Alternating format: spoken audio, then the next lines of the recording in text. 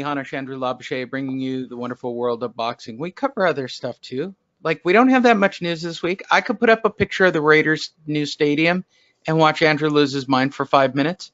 So stay tuned. That could be at the end of the episode. First and foremost, we'd like you to go to fightnetradio.com. That's what you're looking at on the screen. If you scroll down, you'll find everything you want in the wonderful world of boxing. We compile stories all week from usually boxing scene, to be perfectly honest. We use them a lot here on the show. But as you scroll down, you'll be able to find players and ways to listen to the show. As always, I'm joined by this guy right here at the top of the page. Why is he at the top of the page? Somebody asked me that. Why is Andrew Labouche at the top of the page? Because he's awesome. My name starts with an A. No, you're just awesome. I always put you first if I can help it. I'd let you do the intro. I would just be the funny interjecting guy, just doing, ha. I'm joined by Andrew Labouche, writer extraordinaire and boxing enthusiast. If you are new to the show and you're listening, I am not a boxing enthusiast. I am somebody who enjoys watching boxing. I enjoy it for the entertainment. But I could also easily watch two fucking cocks fight out in the backyard and find amusement in it. So it's really hard. I'm conflicted, Andrew. I don't know sometimes what drives me to watch boxing, because I feel like I'm getting, well, it's a long story. But I'm joined by Andrew Labouche. How are you today, Andrew? Doing good, yes, sir. As I said, that's him. He's the It was a long night, Lee. It was a long night. It was a long night. Dude, which kid did we have a long night with, or was it wife and pregnancy? No, it was PBC, what was it? Showtime, Fox Sports 2, Fox Sports 1, DAZN. So we were talking about this before we started. So I did the 3:45 routine, right? I did first, or what was it? 12:45. So I was on and I did it in chat room with a few of our guys. I think Hosel was there and Callie King was on. So we chatted a little about the fight and they're like, who do you like in this fight? I'm like, I don't care. I don't care about DeGale. I don't care about Eubanks DeGale. I don't care. And they're like talking like, oh, it's a 50-50. And they're on TV hyping it up. I'm like, I don't care. I've got a tri-tip on. I'd like my tri-tip to be done more than I care about DeGale Eubanks. Like, I don't. Like, why is James DeGale around? Why is Paulie Malignaggi in his corner? How did I get sucked into this Showtime universe where they're like, Paulie, why don't you have a suit on?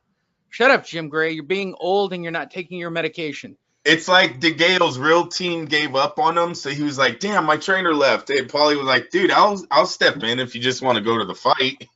Yeah, right. I'll be there anyway. I mean, did you see his advice? He was like, you're going to cry tomorrow if you don't do better. What actually, the fuck? That's not bad. I like that advice. I like that advice. Dude, you're going to go back and watch the tape tomorrow. You're going to be sad you lost in 5, bro. He's like, I know that feeling. Bro, first of all, He's all telling them what he was going through. You're gonna have mad depression when you wake up in the morning. Oh, like, you want to put a gun in your mouth? You want to know what it feels like? You're gonna feel like that tomorrow morning, boy. You're gonna feel like sucking on the long. And you know what? I'm gonna get new hate mail from you. Don't understand suicide, bro. Yeah, sorry, we didn't mean to go there so early, but yeah, Paulie, his advice it was more motivation than it was technical advice. Andrew. Oh, jeez, it's too early for that, Lee. It's not too early for me. Ever. Gail should put the gun in his mouth. I'm just being honest. For those of you that are new, for those of you that are new, that was Bob Arum. He stays on perpetual hold. I'm pretty sure we have Oscar, but it depends how much he drank and partied last night. Our Oscar De La Hoya is very party-centric. I'm very close because I just did the Jesse Vargas video. Lee, can you imagine the day that, say Oscar, the guy's ran in trouble a little times, a few times with the law, right? We hope he doesn't, but he has in the past. Can you imagine when he calls you as his first call from jail when we hear that he was arrested again? That's going to be some... Oh. I know Chapo. They'll fuck you up. I'm not saying I'm doing it. I'm not even saying that I'm El Chapo to do it. But hey, don't fuck with me. Don't fuck it. It's early.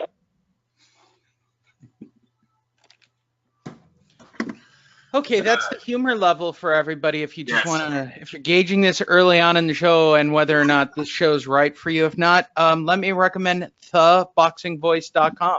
They have a lovely show. You get a lot of interviews. They do. You know what? I'm looking at podcasts that have no listeners that seem to interview everybody. Like I was doing homework this week because I am obsessed with making our YouTube page #1. And as a marketing guy, it's a very humbling process to take a cold start YouTube channel and try to get lots of people watching it and using it. And it's hard. I feel for everybody. I understand. And I'm doing all the shit I preach to the people that for those of you who don't know, my day job is content and advertising, which is why anybody listens to this show. Do you want to try a fake hate crime? I'll put on a MAGA hat and maybe go drive down to Southern California. Jesse is my favorite thing ever to happen in the news ever, because it's all the pious people. It's not Jesse. Like, I get that shit. That shit I would do, okay? That's crazy ass shit I would do, right? Hire a bunch of, like, gay drag queens to beat me up at a Fight Net radio appearance. You don't get us! You don't get us! And then I could yell, hey, I'm the white Tupac. Which would be hilarious. I would love to say that. I'm the white Tupac while gay guys are throwing bleach on me. But see, I'd go a step further. I mean, if you're going to do that, then have them throw gasoline and really throw the match, right? just make sure you got the Nomex on under the outfit. I mean, really go all the way with the project. But that's remember that one spray on deodorant that you could light and it would like light a flame on your hand, but it wouldn't actually burn you? Did you ever do that as a kid? Yeah, they should have done a whole bunch. Spray, dude. We did that's Aqua. No, we did it with us. It was the spray deodorant. They used to do that, and when I was in school, hey kids, don't do that shit anymore. It probably really is flammable now. Do not do that. But yeah, he could have did that. Huffing. I don't know. He could have like walked into a store like, and boom, that's way better. That is believable. Come on, bleach.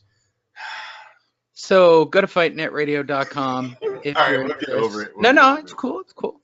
Ways to listen to the show, ways to watch the show. I'm going to try cutting this show up into different episodes this week. We're cutting that shit right out. Well, I keep getting strikes with YouTube because... for those of you who don't know, I basically use the Facebook page of Boxing Scene or the individual organizations. They have copyright claims with YouTube. I can get strikes. I can lose my YouTube account. So, like, it's this really bizarre, delicate game. Well, if I load the video to YouTube, Facebook doesn't seem to give a shit at all. Like, they don't care at all what you upload. Like, it's impossible to get a Facebook video not posted. But I, as a marketing guy, am working very successfully on trying to... Would you like to know what the top video was this week? I'll show you guys which was the top video. There is literally no doubt to what the top video was if YouTube will actually load. When half the planet goes to your website every day, it's very hard, very thin ice you're walking on, right? Yeah, I suppose. Oh, geez. This video is by far the highest. Even though it says 10 views, that's the most latest. But that's not true. I don't know why they put this here, because that's not the actual number. And anybody who has a YouTube page knows that. There's like more people, but whatever. I watched somebody else's video, and they were showing actual subscribers to subscribers. I'm not going through Google and all that. I want 6 million views. And for some reason, Floyd's, these are Twitter videos. If you want to go... Is this uplifting or downgrading? Oh, wait, hold on. That's my Batman intro. This is Floyd and his toys, right? Watches. Like, watches. Y'all keep saying I'm broke, but I'm not broke. Look at my watches. Right. Look at it. Watches. I'm not broke. Watches. And then to even this is to make sure you really know that I'm not broke. Look at my watches. More really watch. not broke. And then watch, Lee, watch. There's another one coming. Wait, and more it'll show you. Yeah. And there it is. Now I'm really not broke. Goddamn ugly ass watches. I love Floyd. Let's toss some cash out the bed with it. I love this guy all by himself. Look by himself again.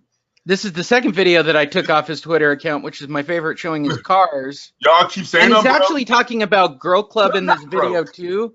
So somehow he worked in cars and strippers. Oh yeah, I desperately was looking for Floyd in Girl Club, but I can't even confirm that he's ever gone to Girl Club.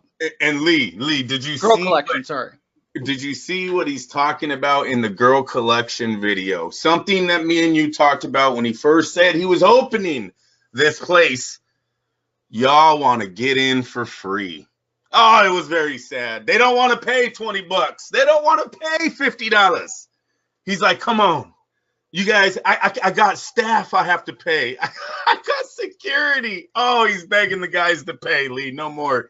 Can I get in for free? But here's some more of the I'm not broke videos from Floyd Mayweather. I like the whole sequence of events. Hey, look, I understand. I hang out. I have broke friends like that can't do shit. Like, if I'm not paying, we're not doing it kind of friends that I've kept. I don't know why.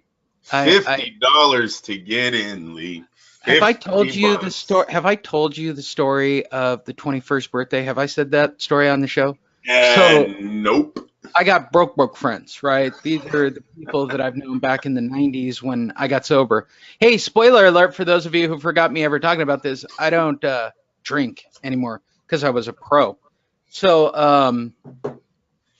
it was the 21st birthday. So it's 3 sober guys and his son. Now, how do I politically say this correct? He doesn't listen to the show, but his son is developmentally challenged a little tiny bit. Is that fair? And that I don't know him. That doesn't sound shitty. I'm not putting it out there, and I'm not using names, so I guess it's okay. You could have used the oddball. You could just say oddball. All right, oddball. Yeah, there you go. Who is an adult boy who's still into My Little Pony? Does that help? Leave him alone. Jeez, he's a brony, bro. He's a brony. All right. So the 3 of us decide we're going to take him to Vegas. Now I decide that if I'm not paying for this shit, I'm not staying in a flea. Like the last time I stayed in Circus, I got fucking ringworm. Like I don't stay in bad hotels if I can help it, right? Okay.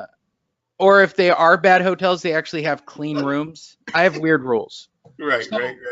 So not my rules at all. You know that. Yeah, I know. You have a condo in Vegas that you no longer use for some reason. Are you at least saving the points? Yes, we have till April to do a major something, or we have to gotta go. Well, yeah, you should give it. They to Disneyland again. We probably will. You know how it goes, Lee. Whatever. I do. Okay, so you have these dreams of nice. You know, we're going to New York. We're going to this place, Disneyland. Whatever. You have kids. That's what they want. You don't have to drive to Florida. All right. So for those of you who don't know about the Vegas strip club scene for a 21-year-old, let's put up on a pedestal. Let's say Girl Collection is one of the upper places, right? So I'm not taking the boy there. I'm not. I'm just not. And I feel that it should be fully nude. For those of you who don't understand the difference between topless and fully nude, topless serves alcohol. Fully nude means no alcohol. For some reason, that makes sense in the world of Vegas. Yeah, alcohol and fully nude that's not a combo you want. So fully nude has a cover charge. So I take them to Crazy Girl 2 or no. I took them to the doll. What did I take them to? Now you're telling me that's how Floyd Mayweather's club is? No, he's topless and has alcohol. I'm talking about this kid. And he's so charging. You guys understand prices in Vegas. So Floyd's price isn't that crazy. I actually know his prices. I haven't done the research to go to the club because I don't ever look like a baller. I don't ever look like a baller in Vegas. Even when I'm wearing good clothes, the right shoes, and my head shaved. And you mean not sandals and shorts? Yeah, right. My normal look. Like I'm on my way to a jiu-jitsu match. Right. My normal look. Right. With fucking weird ears and scars on my face. Yeah. No, the normal stuff. So I take this kid to one of the strip clubs on Industrial, and the cover charge is like $40 or $50 a head. I'm like, it's totally nude. They don't make any money. You're going to go buy a fucking Coca-Cola and watch naked women. I mean, that's what this is. They're like, oh, that's expensive. I'm like, okay. I said, do you know what the step down from here looks like? You mean there's a step down from here? I said, indeed there is.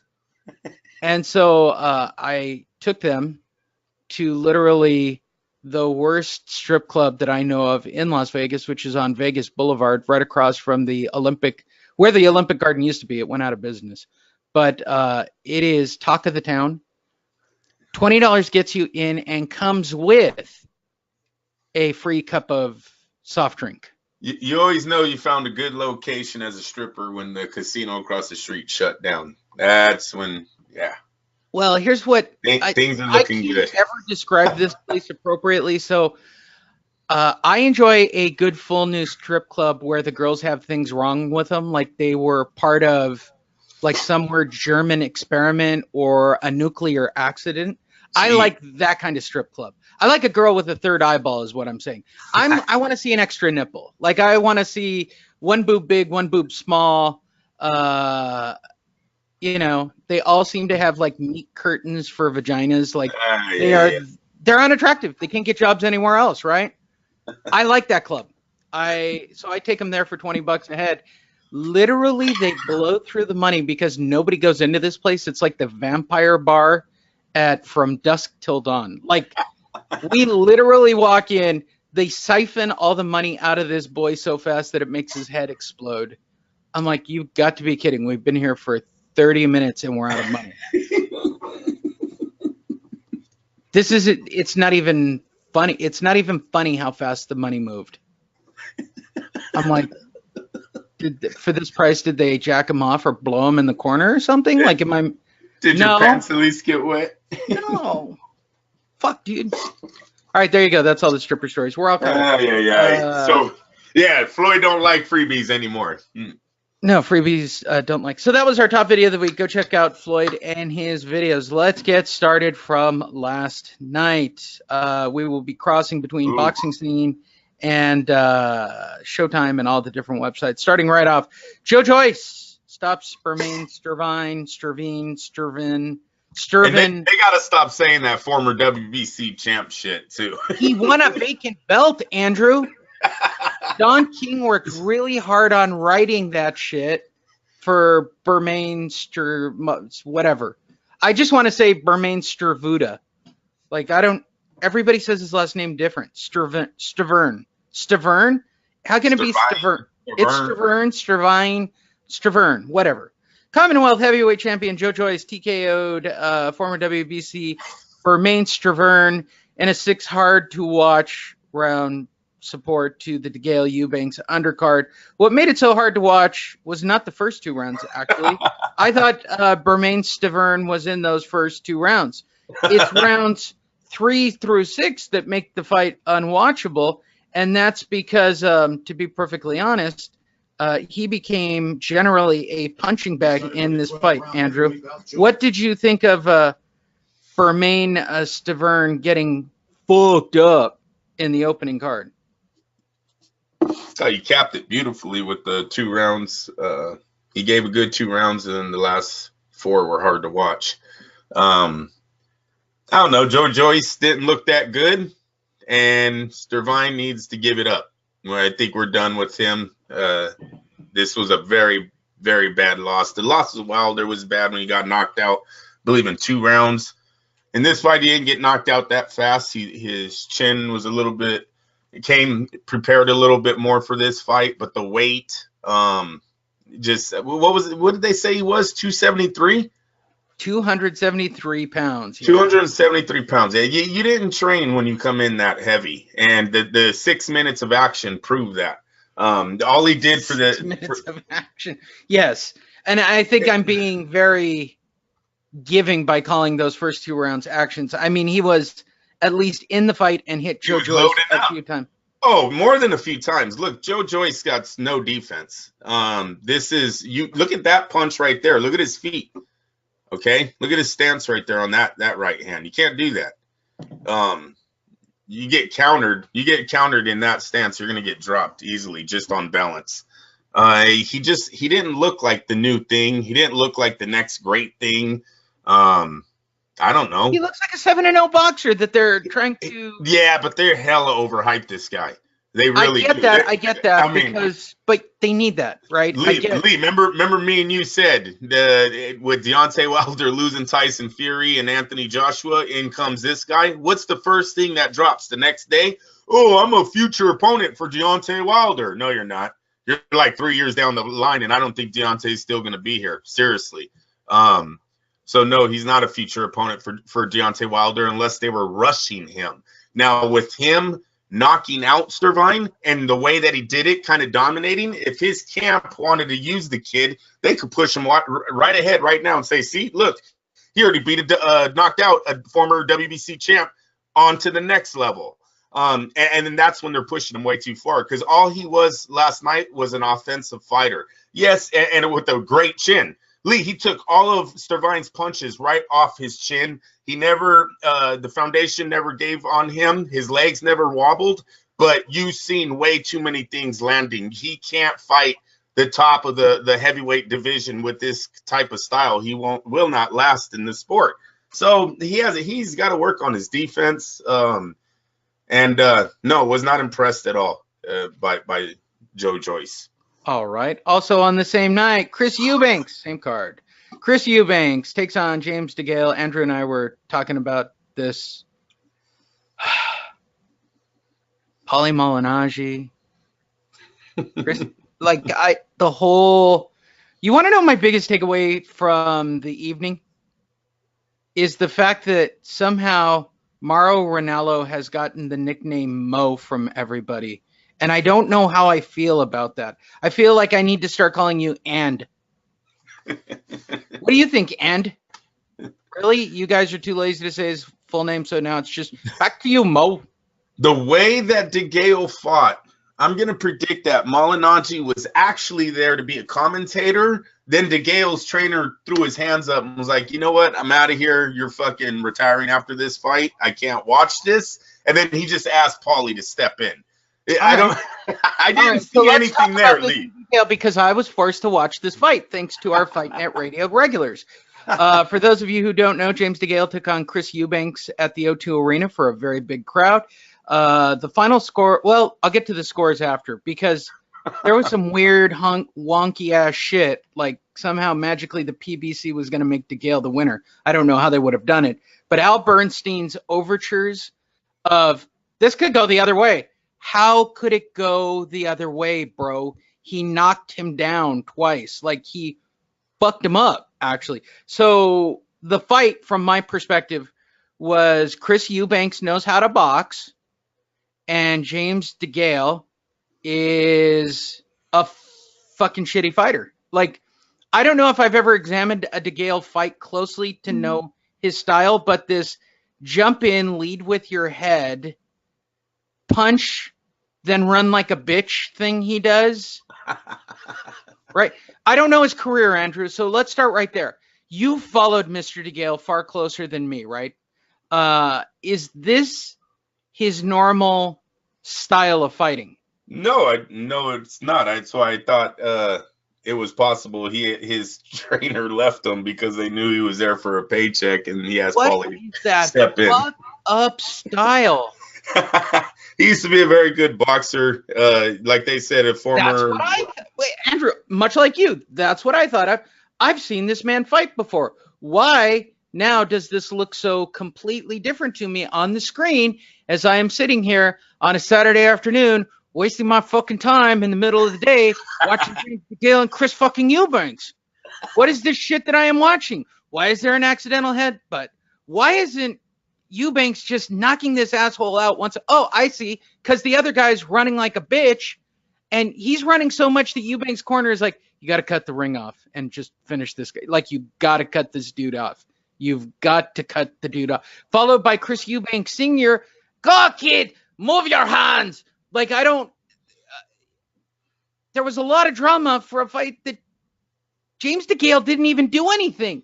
There were rounds where he didn't even throw punches. I just love the part that Paulie says, "You're gonna cry in the morning when you watch this." That's the highlight of the fight. So, it was the best advice I've ever heard, Lee. You can't give a fighter more confidence than "you're gonna cry in the morning when you watch this." And for everybody wondering, that happens around the 10th round when you go to rewatch it on Showtime. At this point, Mo, I'm just going to call him Mo from now on. Mo, the dude who's got depression, who hasn't taken his life yet, Mo Ronaldo. If you have depression, calm down and back away from sending me something on Twitter. Tyson Fury's going to have words with you. You know what? I'll show him my medicine collection, all right? We'll compare notes. I can say whatever the fuck I want. It's a free country, isn't it? Didn't his crazy ass, doesn't he live here? Listen, all you foreigners. It's a free speech country. If I want to go call myself the white Tupac and pour gasoline on myself at the next meet and greet for Fight Net Radio and get beat up by gay guys, it's my business. It's expressionism. There's nothing here. Look at if Al Heyman, coffee is kicking in.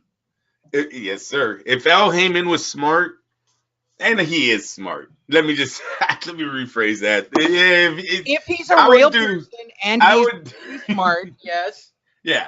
Eubanks versus Chavez Jr. is a must. It is an absolute must. Look, he already has Chavez Jr. under PBC stable. Chavez Jr., he's doing nothing for him. Eubanks looked decent. Now, they're talking about this was his second fight with this new trainer. I believe his name is Velasquez. He looked decent in this fight. The combos were right. He dominated the whole fight. Yes, he's wild, unorthodox style, but it worked. And he beat up a former gold medal winner, two-time champ. Guy had a decent run. Not, Hall of Famer, probably not, but he had a decent run in the sport. You're a two-time world champ and a gold medal winner. You can't get any better than this. So he did that. Eubanks did that. So he kind of separated himself last night from the just living off the father's name title that's been over his head for this long. Well, here's the thing, Andrew. Based on the dude that he fought, right, and the style, this bitch style that DeGale ran, like I've never. He was being overwhelmed, though, Lee. He was being overwhelmed. He was to the point where he got frustrated and did a spine buster. The spine buster was radical. And I'll say this. I was really happy that it was Mo Ronaldo calling the fight because he does WWE wrestling as well. So he called the move correctly. He gave him a legit spine buster in the middle of the ring. What worried me was that he got frustrated. You can't do that. You can't get like in a real championship fight. If this were a real PBC guy that he was fighting who really had a title, they would have used that angle to somehow magically. I'm not saying boxing's fixed. I'm just saying it's very questionable for anybody listening. I'm just saying that when they fucked Eubanks at the end of the fight for the title, right? And let's say that DeGale was a poster boy at like 30-0, right? And he's got some bullshit WBA title that they're protecting. I guarantee that spine buster would have cost him the fight. Somehow magically, that would have been the scoring turn that somehow turned the fight around for DeGale. You can't do that shit ever. And I don't know how judges are influenced or what they think during the fight or if they're tweeting or whatever the fuck they're doing that gives them these wacky ass scores. Because I'm telling you, watching that fight, 114 to 112, which was the closest of the scorecards. How did you see the fight even that close? Like, I don't even understand that mentally. I watched that fight. To me, outside of 2 rounds, I don't see where Eubanks lost a round. Put the dude down twice, had a 9-9 round. There's no way. That fight was 117-109 easily. Yes. Easily. Yes, it was. Lee, when you're only fighting out of one stable, you might need judges to make these fights look like they're closer than what they are. So when they say, if DeGale goes, you know what, I can't retire, right? Financially can't do it. I need as many fights as I can until they literally tell me they're not paying me anymore. So he comes back. A year from now, the PBC way, here comes DeGale to fight the new up-and-comer for PBC or whoever they have next. Then they bring up these scores. No one remembers the fight. They're going to just go, oh, yeah, Chris Eubank, that guy that fought, I don't know, Caleb Plant, Caleb Plant. Excuse me. Why do I call him Caleb every time? Caleb Plant. Oh yeah, that guy. This guy had a very close fight with them. Two of the judges had it 114, 112, 115, 112. So you're gonna hear this shit later on. This is what happened. You've seen it with HBO. You've seen it a lot. You've seen it recently since this whole Cold War thing started in the boxing world. They have to make all these fights closer than what they are, I think, to move, to continue to fight the same fighters over and over, recycle them. But he's okay. Yes, and I agree. Look, the reality is, all boxing organization, I'm going to lump everybody in on this. You have upper tier guys, you have mid card guys, you got to stack your card. At the current moment, Chris Eubanks is a mid card fighter. He's not an elite level fighter. Like, he should have finished DeGale. Like, he should have. You just should have, bro. Shut up. And also, DeGale should have won this fight easily. An orthodox style usually does not beat a gold medal winner in boxing. Movement and a heavy jab stops a guy who just comes in lunging and throwing wild shots. Seriously. Go look at, how did Mayorga face do when he fought the upper tier of the welterweight division or the boxing world. So no, most of the time these street fighters, like what Eubanks was kind of showing last night, does not beat a caliber fighter like DeGale. I think DeGale had one foot out the door already, like the commentators are saying it. He wasn't in there to win. His style kind of proved it. Looked like he was trying to get through the rounds, not win rounds. So for Eubank, I think they can stretch this kid out, though. Look, he's got a decent record. He's got a following over there in the UK. Chavez ain't shit. You know that, Lee. You know it, and I know it. Mexico really don't even like Chavez anymore. Seriously, they're not showing up to his fights. He's not a fan favorite. He don't get – Canelo Alvarez is the face of boxing out there. So I would put Eubanks in with Chavez over here in America on a mid-level card, like you're saying, not a main event, and then get Eubanks ready for your new what was he, the IBF champ, I believe, Caleb Plant. Yeah, I'm not interested in that either. I'm interested. But we're talking PBC, so we gotta stay. I understand. And check this out. For all of you that were really paying attention, and not saying you're not, Lee, I'm talking to the fans right here. Did you guys see how this fucking broadcast said, "Oh, the super middleweight division is filled with fighters. We have Caleb Plant, Peter Cullen." Yeah. They named everybody you wouldn't pay money to see. Yeah, they named everyone in the PBC. Right. That's not even the fucking super middleweight division. Oh, it drove me. These guys, right? What disturbed me the most was I really like Al Bernstein. I think he's been a trusted voice in boxing for a long time. When he was padding his bet at the end of the fight when they were getting ready to read the scores, well, it was a close fight. It could go either way. No, bro, it couldn't. You scored it correctly on your own scorecard. Like, yeah. I don't. Yep. I get that they're paying you a metric shit ton of money. I get that. I really do get. And I know this about me. I mean, I just don't normally give a shit when I'm in those positions because I'm just going to comment on what I'm going to comment about. But if you give me a serious contract and you're flying me all over the place first class to go to London and New York, yeah, I'm liable to suck on the Al Heyman dick too. I mean, well, it's not even that. They're just playing BBC ball. For life, bro. And I'm putting it out there, by the way, if Al Heyman's a listener of this show, I am available. Wait a minute. If you don't play ball, you're fired. You're let go. This is the way of the PBC. They've come out and said it. They are not looking to make the same way for Top Rank and this is going to tie in. Wait a minute, too. This is going to tie into stories down the line, but this is why some of their headliners are all of a sudden becoming free agents, and we'll talk about that shit later. But don't get it twisted. The PBC is losing some of their biggest fighters because of the politics that is not working in their favor anymore. Tyson Fury leaving that negotiating and signing with ESPN is the beginning of the end for them. There you go. That's the tale of Showtime. Then we switched on over to DAZN. Now, DAZN. I almost did it wrong. So I turned on DAZN exactly at the right time, 4 o'clock, and watched Barroom Boxing from PGA. Look at that photo. The bald spot on Humberto Soto. You got to cut that off. Right? Yeah, like, yeah, yeah. Cool. So, for those of you wondering, in a battle of former world champions, Humberto Soto turned back the clock and won a 12-round unanimous decision over Brandon Bam Bam Rios. It's like he was drunk and was the first one to fell asleep at his homeboy's house, and they fucked with him a little. That's what that bald spot reminds me of. Go ahead. By the way, go check out the video at fightnetradio.com. Click on the YouTube page, and you'll see photos. Final score is 119, 111, 118, 112, 118, 112. In fact, Bam Bam was not even in this fight at all. The photos are disturbing. I mean, it's really like your dad beating up the neighbor. Yeah. God, stop. Hey, the neighbor was a drunk, too, and whooped your dad's ass. Right?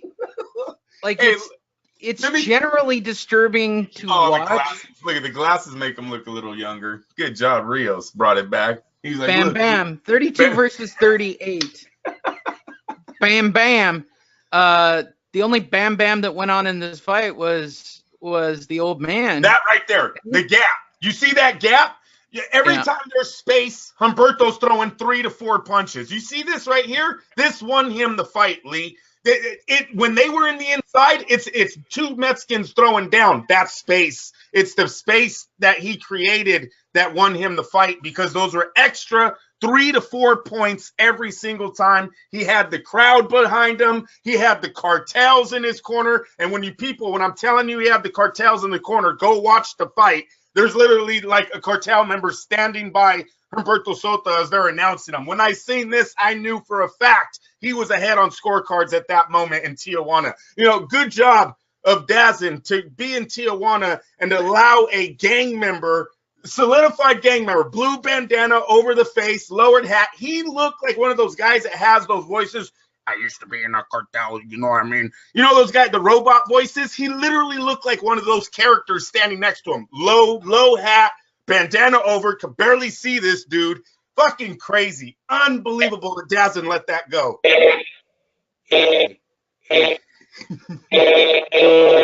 Yeah, exactly. It's one of... Why are you hiding me? You're not getting out of TJ with the victory when the dude's standing in the corner with the other opponent. Sorry, not in TJ. No, but seriously, hey, Lee. Maybe it was just his brother. I don't know. Maybe his brother just don't know how to act in public. Funny. So, all right. So I'm gonna take that seriously. You know how you have that one family member? You're like, bro, seriously, what is this, fucking 1990? What are you, a character from America Me? But he won't grow up. He won't grow up. From American Me. It's his fucking birthday, so you got to let him in the ring. Maybe that's all it was. I cannot recommend this enough, because if you're watching this video replay, I know you're only getting shot by shot. Go to the DAZN Facebook page and watch this fight on their Facebook feed. They sped up the video so Brandon looks better. It's actually pretty funny. They're playing it. Those combos. It's those combos, though. I'm telling you. Soto, they're playing the fight at slightly faster speed, so Soto even looks better. I don't know why DAZN/Eddie did that, but good for them for doing that. Was another crazy thing was it was a 12-round fight. I don't understand why this was a 12-round fight. Why was Yale Eubanks a 12-round fight? Wait. Well, why was Joe Joyce?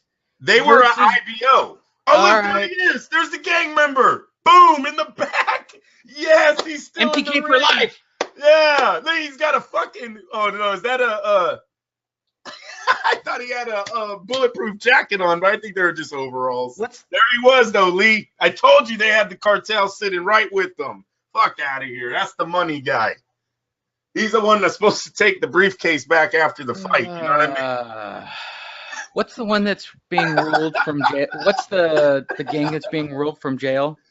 The Mexican Mafia. Right. Yeah, they're not. Yeah, but that's always the joke that I'm making about MTK. It's like an MTK or something, or it's the Mexican Mafia. It's not MS-13. It's not MS-13. MS-13. There you go. Yeah. They got a big presence, but they're not the Mexican mafia though. I still got to believe that's the biggest gang in the prison system. All right. Yeah. We won't get all into that. Blame Soto. Blame Soto I don't want to get shot at, bro. That turns us to the channel of Fox Sports 1. More quality boxing coming out of the old. You gotta love that fight was in TJ, and they had someone like that in the background. Dude, I'm serious. Like everything about it was whoever was the producer of that show for DAZN. They need to look at him. It was Eddie Hearn. Monday morning, front row for the entire night. There's somebody that you got to go look, dude. Seriously, you're in a kind of a bad place right now in America, or not America, Mexico. The funniest part of that is Eddie Hearn sitting front row looking as ginger and white and British in one of his white suits as possible. He looks like a plantation owner sitting in the front row. And all I kept thinking was, you get that you're in TJ, bro. You get that, right? Like you could be kidnapped in the middle of the fight. If he's from the wrong side, there could be some heavy shit going down in this place. I'm not surprised. Look, Eddie seems like a smart guy who knows, hey, I got to pay the local gang to keep this on the square. So Soto doesn't get kidnapped, and I don't get kidnapped. Rios. If we have listeners in TJ that are listening to this that are slightly offended because I'm making fun of your town, fuck you. Yeah, I watched all of that is actual, okay? Yeah. Durrell, Fox Sports 1, gets a technical split decision over Yildirim for the WBC belt by Keith Heidick. Anthony Durrell and Anvi Yildirim went to the scorecards 2+ rounds before either fighter wanted to Saturday night. Problem was that the cut that Durrell suffered along his left eyebrow was caused by an accidental clash of heads during the 9th round of a terrific back-and-forth fight. Keith, really, you went with terrific? Terrific? It was. If you tuned in, Lee, it was good. I would rate it on the Lee watching scale. Okay. Yes. For everybody who wonders, I'll give you the Lee watching scale. The first 2 rounds of Joyce Dervine were okay. It was okay. I didn't feel like I needed to get up or get a drink, or that's how I rate it, right? The second half of that fight was unwatchable because it was just a shit show. The main event I found compelling. Compelling is almost like workmanlike, right? That's how you'd use the word workmanlike, because you get into the technical shit. For me, it was compelling because there was so much crazy shit going on in that fight that it was compelling, which made it watchable. Andrew would say workmanlike if they were just technicians. Now let's go over to DAZN. There's a lot of stuff going on. That was like a circus to watch. I liked watching the kids. I liked Eddie Hearn. I liked the gang members. I like all of it, right? It's like a Cirque du Soleil show. Was there good content? I don't know. I don't know what I was really watching. I'm not suddenly going. Hey, you want to know the feeling I had? Can I tell you about that Rios Soto? I thought they were going through the motions in the first few rounds, Lee. Maybe round and a half. Maybe at the end of the second. Yeah, that's why I'm telling everybody to go watch it on the Facebook page. When it's sped up a little bit, it's a much better fight. Like, you can't believe how fast, those guys actually are when you've got it going at 1.5 times speed. And then their inner fighter came out, right? They just touched each other one too many times, and and he's like, "Hey, bro, this was sparring. We were just getting paid to be here, so that Eddie Hearn could get the kids on the card." Yeah, I can see that shit happening. And then there's the Fox Sports card.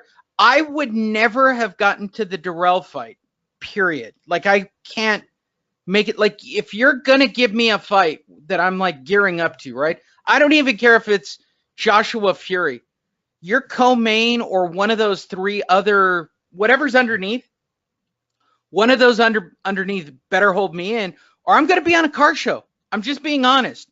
I'm going to watch Overhauling again. I'm going to watch Chip Foose back and forth till I get to the main event. Like, once a fight goes sideways in my mind where I know both of those guys don't want to be in there, and by the way, no offense to anybody who boxes, I get it. Sometimes you're in a fight where you can't look good.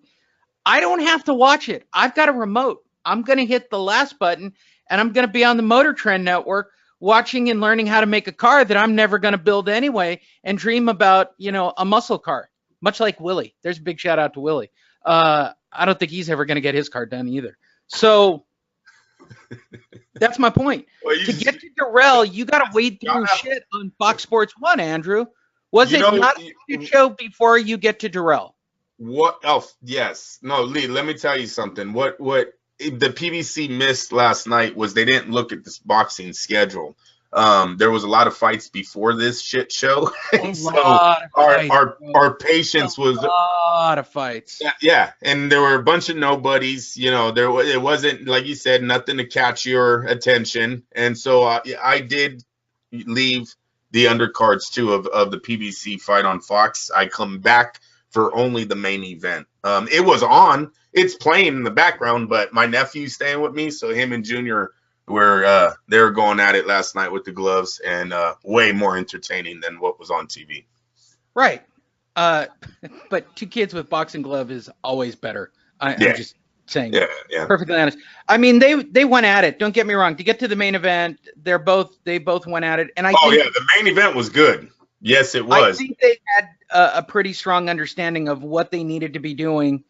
Hey, Lee, their bad attitudes came in round one. These guys did not like each other, and it showed up early. And even after the fight, I thought there was going to be a fight again. There's both corners were really hot over the stoppage. How do you say his name? Avil? What's his name? Just call him Manville. Damn it. He was pissed off. By the way. Yildirim. There you go. Yildirim. Yildirim thought he won, Lee. He thought he won the fight. When they stopped it, he's all jumping on the ropes. His corner comes in thinking they won. They're like, no, you didn't win shit. We're going to scorecards. Then they got hella mad. Darrell starts, putting salt on the wound, starts kicking him while he's down, starts, I won, because they all knew Darrell was probably ahead on cards. Everyone had Darrell up on the cards, even though the fight was turning. This fight, Darrell looked like he was starting to slow down there in the end. The other kid, forgot his name already again. Yildirim. He was bringing it on. He was bringing it on like power puncher, dude. All face first. Younger Brandon Rios. That was Brandon Rios's problem. Going back to Brandon Rios, he didn't let us talk enough about that. His problem, his style, both of these guys' style is very unforgiving when you get over the hill. When you're a face first guy, you're all offense, no defense. Brandon Rios's defense really has been his chin his whole career. It can get ugly for you. So that's what happened to Rios last night. And this guy Yildirim will have the same future if he does not learn how to defend, counter, block a shot, roll one. Just taking him off the chin. All he did last night. Poor kid. Really thought he won. My favorite part of this fight, Lee, I was can I tell you this morning, what was the fact that that the PBC fans. So, by the way, the only way you'd know about the PBC Facebook page is you're following it, so you're obviously a PBC fan. First comment at the top of the page: terrible decision. Yildirim won the fight, won that. He controlled the ring and landed more significant punches. Darrell landed more total punches, but most were weak and partially blocked. Darrell's antics are so incredibly unprofessional. Yeah. It's literally like, hey, shout out to all those people. Giovanni Lopez, Darrell lost. I was there live. You were. And everyone accepted Darrell lost and walked out accepting his loss. And then they stopped the fight with 2 minutes later. They called it in Darrell's favor, and everybody was shocked. Like I said, if you would have let me finish, I would have said the last 2 rounds, it would have been very hard for Darrell to get a victory. He was slowing down. So, yeah, and I think that's what made him celebrate so much when he found out they were going to the cards. He knew he had won the fight because they stopped it to go to the cards in the 10th, not the 12th. So, I agree. Shout out to Jorge Enrique Quesada on Facebook. What kind of robbery was that? Yeah, right, bro. Right. I was going for Darrell. Did you see before the fight? Darrell's he's a cancer survivor. So he's the kid's been through a lot. He had to come back. Both of the guys are very hard to root against. The other guy's from Turkey, right? No one's ever won a world champion out there. This is his second shot at trying to win some kind of title. I believe he got knocked out by Eubank in his first title shot. I believe that was for a lower belt IBO. Maybe I think that's what Eubank usually rolls with. But this kid, this is his second time trying to be the first Turkey world champion ever. So that sucked for him too. So it was a really toss up in the air on who to go for. My nephew was going for Durrell because he's a southpaw. He wanted him to win. He's a southpaw too. So it was stuff like that. Close fight. I'm going to say something that I'm probably going to – I'm going to say something that I'm going to regret later on. Take a deep breath. This particular group of individuals that are writing comments on Facebook, the internet boxing community, the same one that are on all the group chat, on the groups and the boards, these are all very well thought out and very smart. You guys actually know for a rarity what you guys are talking about. So shout out to everybody who got involved after that fight and claimed outrage. Good for you guys. There you go. That's going to come back to haunt me later on. Which takes us to Boxing News of the Week. Please go to Fight Net Radio if you want news and everything. Click on the Facebook link. Follow us. We use Boxing Scene. As always, we follow Boxing Scene. I'm a fan of Keith Idec. I'm a fan of the entire Boxing Scene group. We use them almost exclusively. That's because Pound for Pound is almost out of business. I mean, I would use Bill's site, but and big shout out to everybody thinks that that's like a backhanded slight to Bill, for those that know Billy. Truth is, am I not trying to get people to go to Pound for Pound? Am I not? I guess in a reverse very backhanded, passive-aggressive way. Yeah. Yes, Okay. that's what I do. We do use Boxing Scene. He should thank you, Lee. He should. What the fuck? All right, let's move on. What's next? We're up to our first story of the past couple of days. For those of you who don't know, we do midweek updates. First story that came out after we did our show. This past Saturday, Canelo Alvarez is open to the idea of fighting in the UK.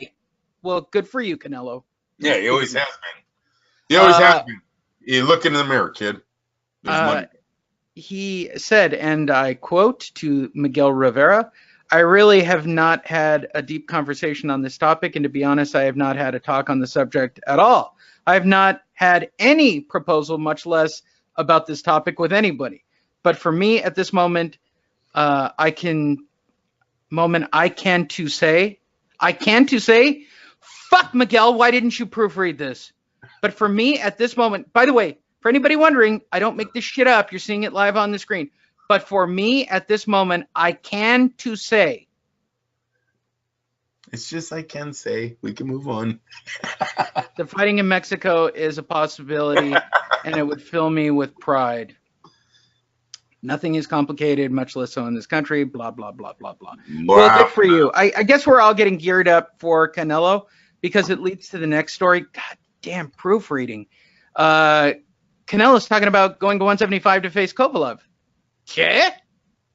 WBC, WBA middleweight champion Canelo Alvarez is currently training hard for his upcoming IBF Daniel Jacobs fight on May the 4th at T-Mobile Arena, Las Vegas, Nevada.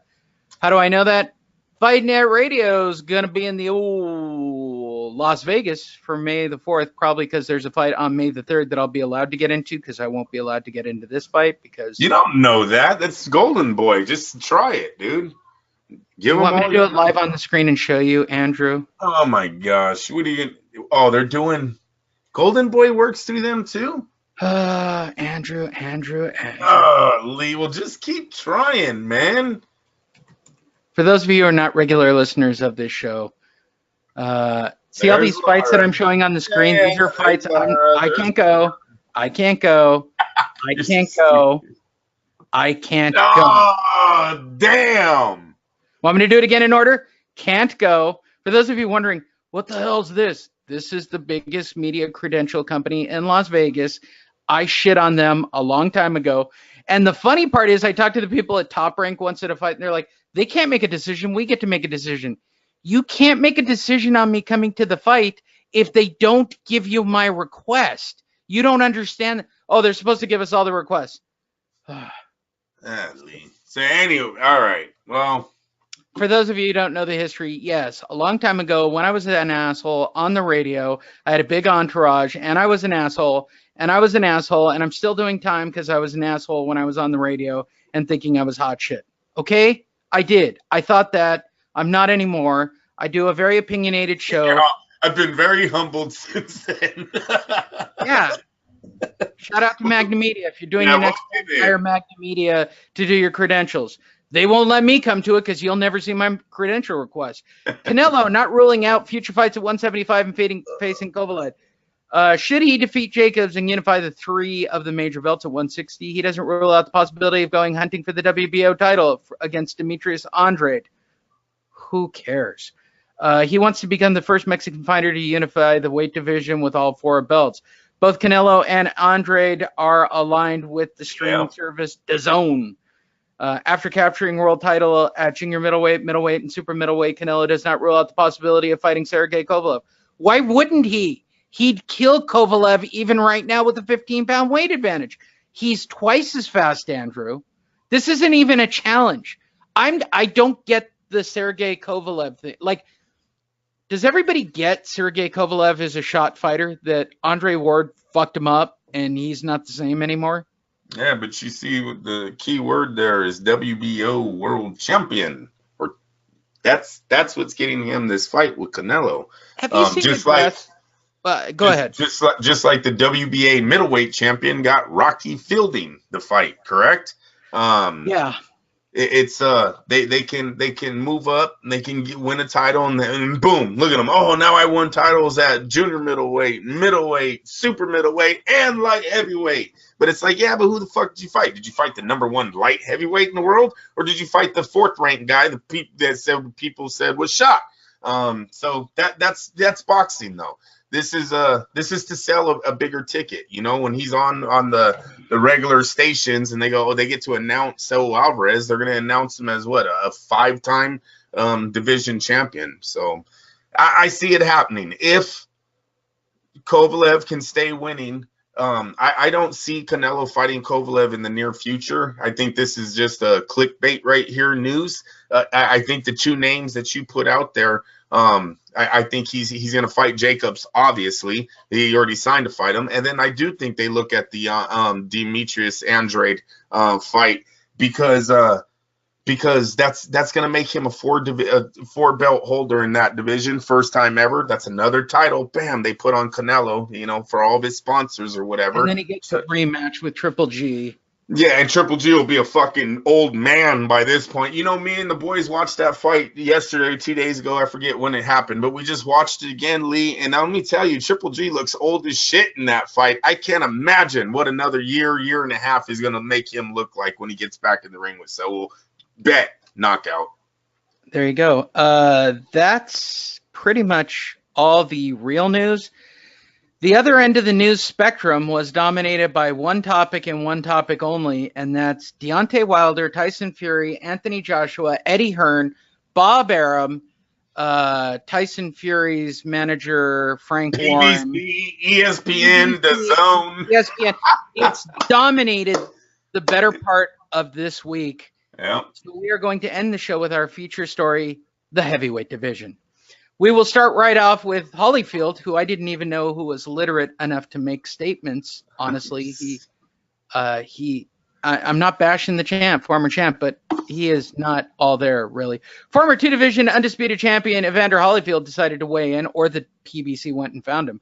WBC world champion Deontay Wilder as the best heavyweight in the world. While he views the IBF, IBO, WBA, WBO champion Anthony Joshua as being the most skilled fighter in the division, he can't back him to be the best in the division. Holyfield also believes that Wilder's fight in December with Tyson Fury should have been stopped in the 12th round because Fury was dropped hard and laid motionless for several seconds. Here we go.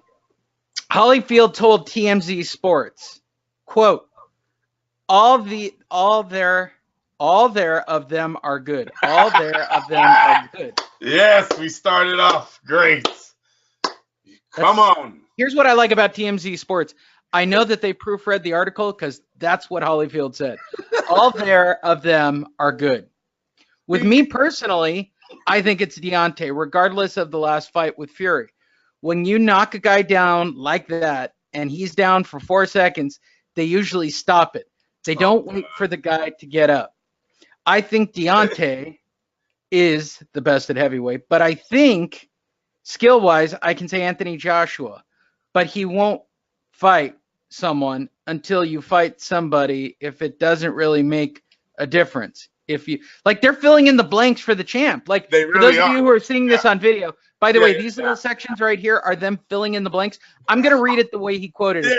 I think Deontay, but I think skill-wise, I could say Anthony Joshua, but he won't fight. Until you fight somebody, it don't really make a difference. Boom. Okay, that's the quote.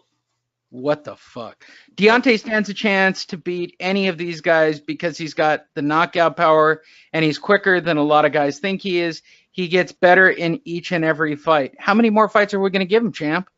Like, we're there. Like, he's got to shit or get off the pot. Let's start with Holyfield and unpack what he said here. All right, and to help you out, or anybody who's watching, really, let's start off with the basics. Deontay the Bronze Bomber Wilder. Let's just review his last 5 fights, shall we, Andrew? He beat Luis Ortiz. Would we declare that a quality win? Yeah. So I'm going to count him. Yes. Yeah. Bermain Stavern. It's not looking that way anymore. No, sir. Okay. Gerald Washington. Nope. Chris Arreola. Nope. Artur Spilka. No, sir. I'll keep going until I actually get 2, just to make it funny. Johan Dupas. Nope. Eric Molina. Nope. Bermain Stavern again. That's his champ right there. That's how he won the title. Okay, so we would agree that one of these fights is of quality. I can't count Tyson Fury because it was a draw, people. At the end of the day, the scorecards read a draw. You cannot count that, period. It's only wins, losses, and draws. Yep. So when you look at quality wins, Luis Ortiz is it since he won the belt, correct? Yep. Okay. Let us now move over to Anthony Joshua. His last fight was Alexander Povetkin. Is that a quality win? It's top 5 opponent. If you look at his win streak right there, last 6 opponents, he has a win streak of 6-0. So no. Joseph Parker. Former champ, 24-0. That was a unification fight. Yes, top 10, top 5, top 3. Carlos Takam. No. Okay, fair enough. Vladimir Klitschko, arguably the best heavyweight of the past decade. So even coming off of that defeat, because Tyson Fury left boxing, you have to say the next biggest fight for Joshua. What was he? 18-0, 17-0 when he takes on a 64-4 fighter who many believed was the best of this era. Come on, people. No, seriously. The guy trumps. Okay, hold on. Let's keep going. We agree that we don't like Eric Molina. Dominic Breazeale, I'll rule him out immediately. And Charles Martin. You got to consider Dillian White qualified when he fights him. Lee. Yeah. 21-0, 16-0, 23-0, 17-0. Dominic Breazeale his first loss. He gave Dillian White his first loss. He gave Gary Cornish his first loss. This is coming from a man who only has 15 fights himself at this moment. Right. Look at his record is 22-0. He was a machine. So Andrew, from a very scientific standpoint, who has fought the better class of opponents? Oh, you know what side I've been staying on from the very beginning. I'm going to tell you what Holyfield is. Holyfield is one of those guys that you could give $1,200 to get a quote like the one he gave. There's certain fighters, B-list fighters, I swear to God, they say some of the most outrageous things. I believe promoters, one, even gave them fight tickets and some free buffet coupons for the casino or something. Because is that how they get Dan Rayfield to write? Free buffet coupons?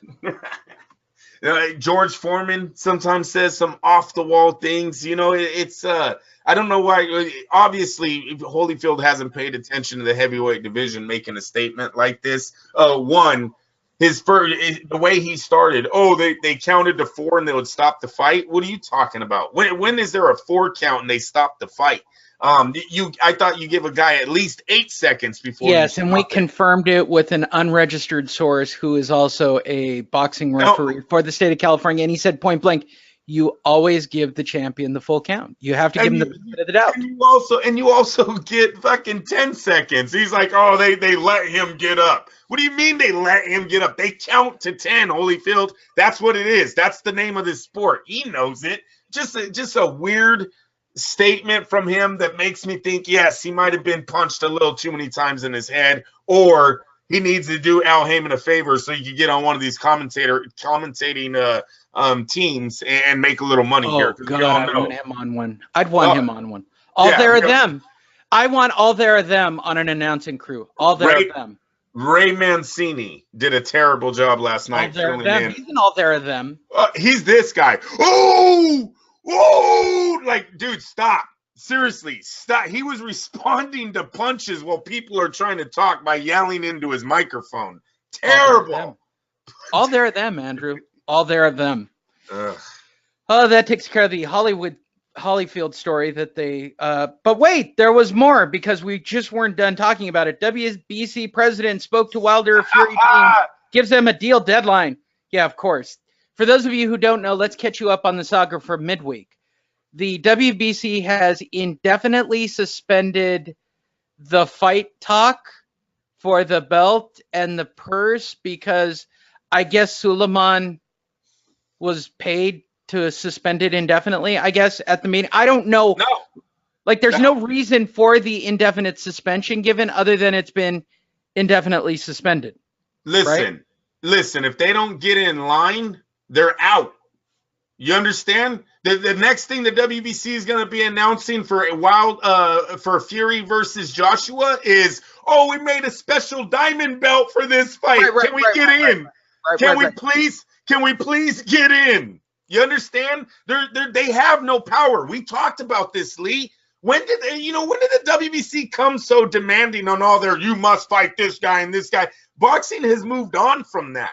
We took the power away from these belts by telling people the belts are meaningless now. Oh, there's a thing called lineal champ. There's a thing called people's champ, right? Oh, yeah, he's not the champ, but no, they all think he's the champ. That has more power right now than the WBC, WBA, IBF, whatever belt sanctioning list you have. What I think happened, Andrew, I think there was a backlash to the indefinite suspension because the fans want this fight. And so shout out to Tris Dixon, great name. Well, we've spoken to both parties and we've given them deadline. He said of the Wilder Fury camps, once we've heard from each promoter, the WBC Board of Governors will rule on the next step. There is no next step. The next step is get in line and wait for DAZN, ESPN, and PBC to work the shit out.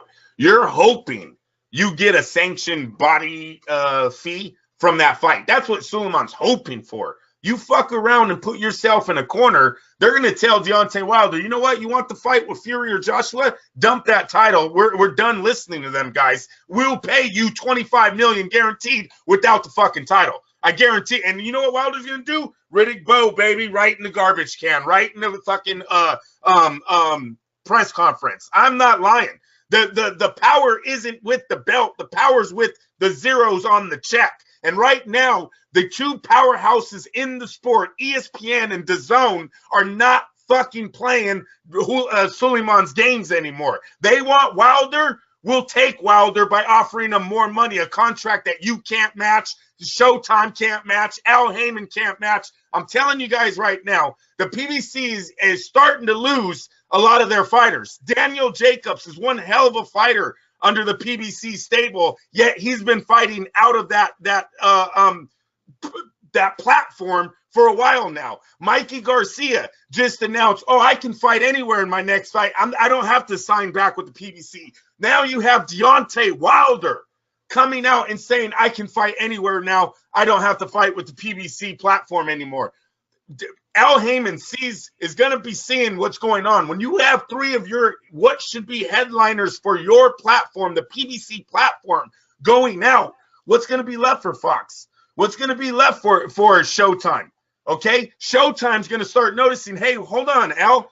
Why the fuck are you signing all of your best fighters and now all of a sudden want to be fighting on ESPN and DAZN apps when we gave you $60 million to keep them here? He's going to say, hey, check it out, man. They don't give a shit about your $60 million anymore. There's this other streaming app that's offering these guys 40, 50 million for a few fights. You don't think Deontay Wilder wants a 2-fight deal for $45, $50 million?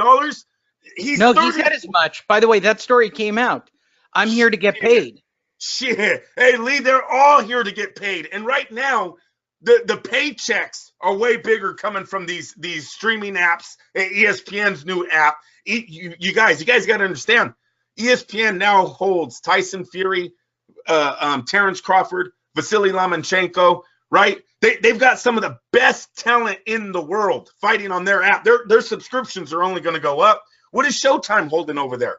Anyone? Hey, who from the PBC is really making noise around the world? Because it sure in the fuck ain't Spence. And Spence beating the lightweight Garcia, well, it gets him a higher ranking in the PBC stable. Does nothing for him around the world because they all know of Terrence Crawford. They all know go ahead. They all know the comment. You're on the wrong side of the street. So Deontay is going to have to defend the belt or lose the belt. That's ultimately what's going to come out of this because they're not going to make a deal. Because Tyson Fury took the money and ran, and we'll talk about that in a minute. He's going to have to bow down. We're going to name right now for everybody in Fight Net Radio land the next person Wilder's going to fight, and it's not hard. So the WBC heavyweight rankings, it's not hard to figure out who he's going to fight. He's not going to fight Dillian Whyte because he's signed with Matchroom and DAZN, correct? Not going to happen. No, I thought Dillian Whyte, no. I do not believe he took I think he took a PBC deal, Lee.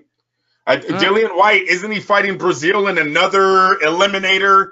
Remember we were just talking about that the other day. I believe it's Whyte Brazil next because they thought Fury and Wilder is still going to be made. So that's the plan. But I know that Deontay Wilder is not going to fight Dillian Whyte. It's just that fight's not happening. Right. All right. Tyson Fury, we already know that's going to be off the table because Tyson Fury took the money and ran. And Bob Arum's comments are brilliant. We'll get to those in a minute. He's already beat Luis Ortiz. So what? Another fight against Ortiz?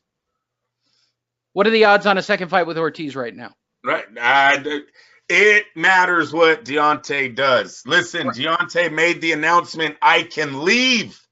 Eddie Hearn and Top Rank are now talking.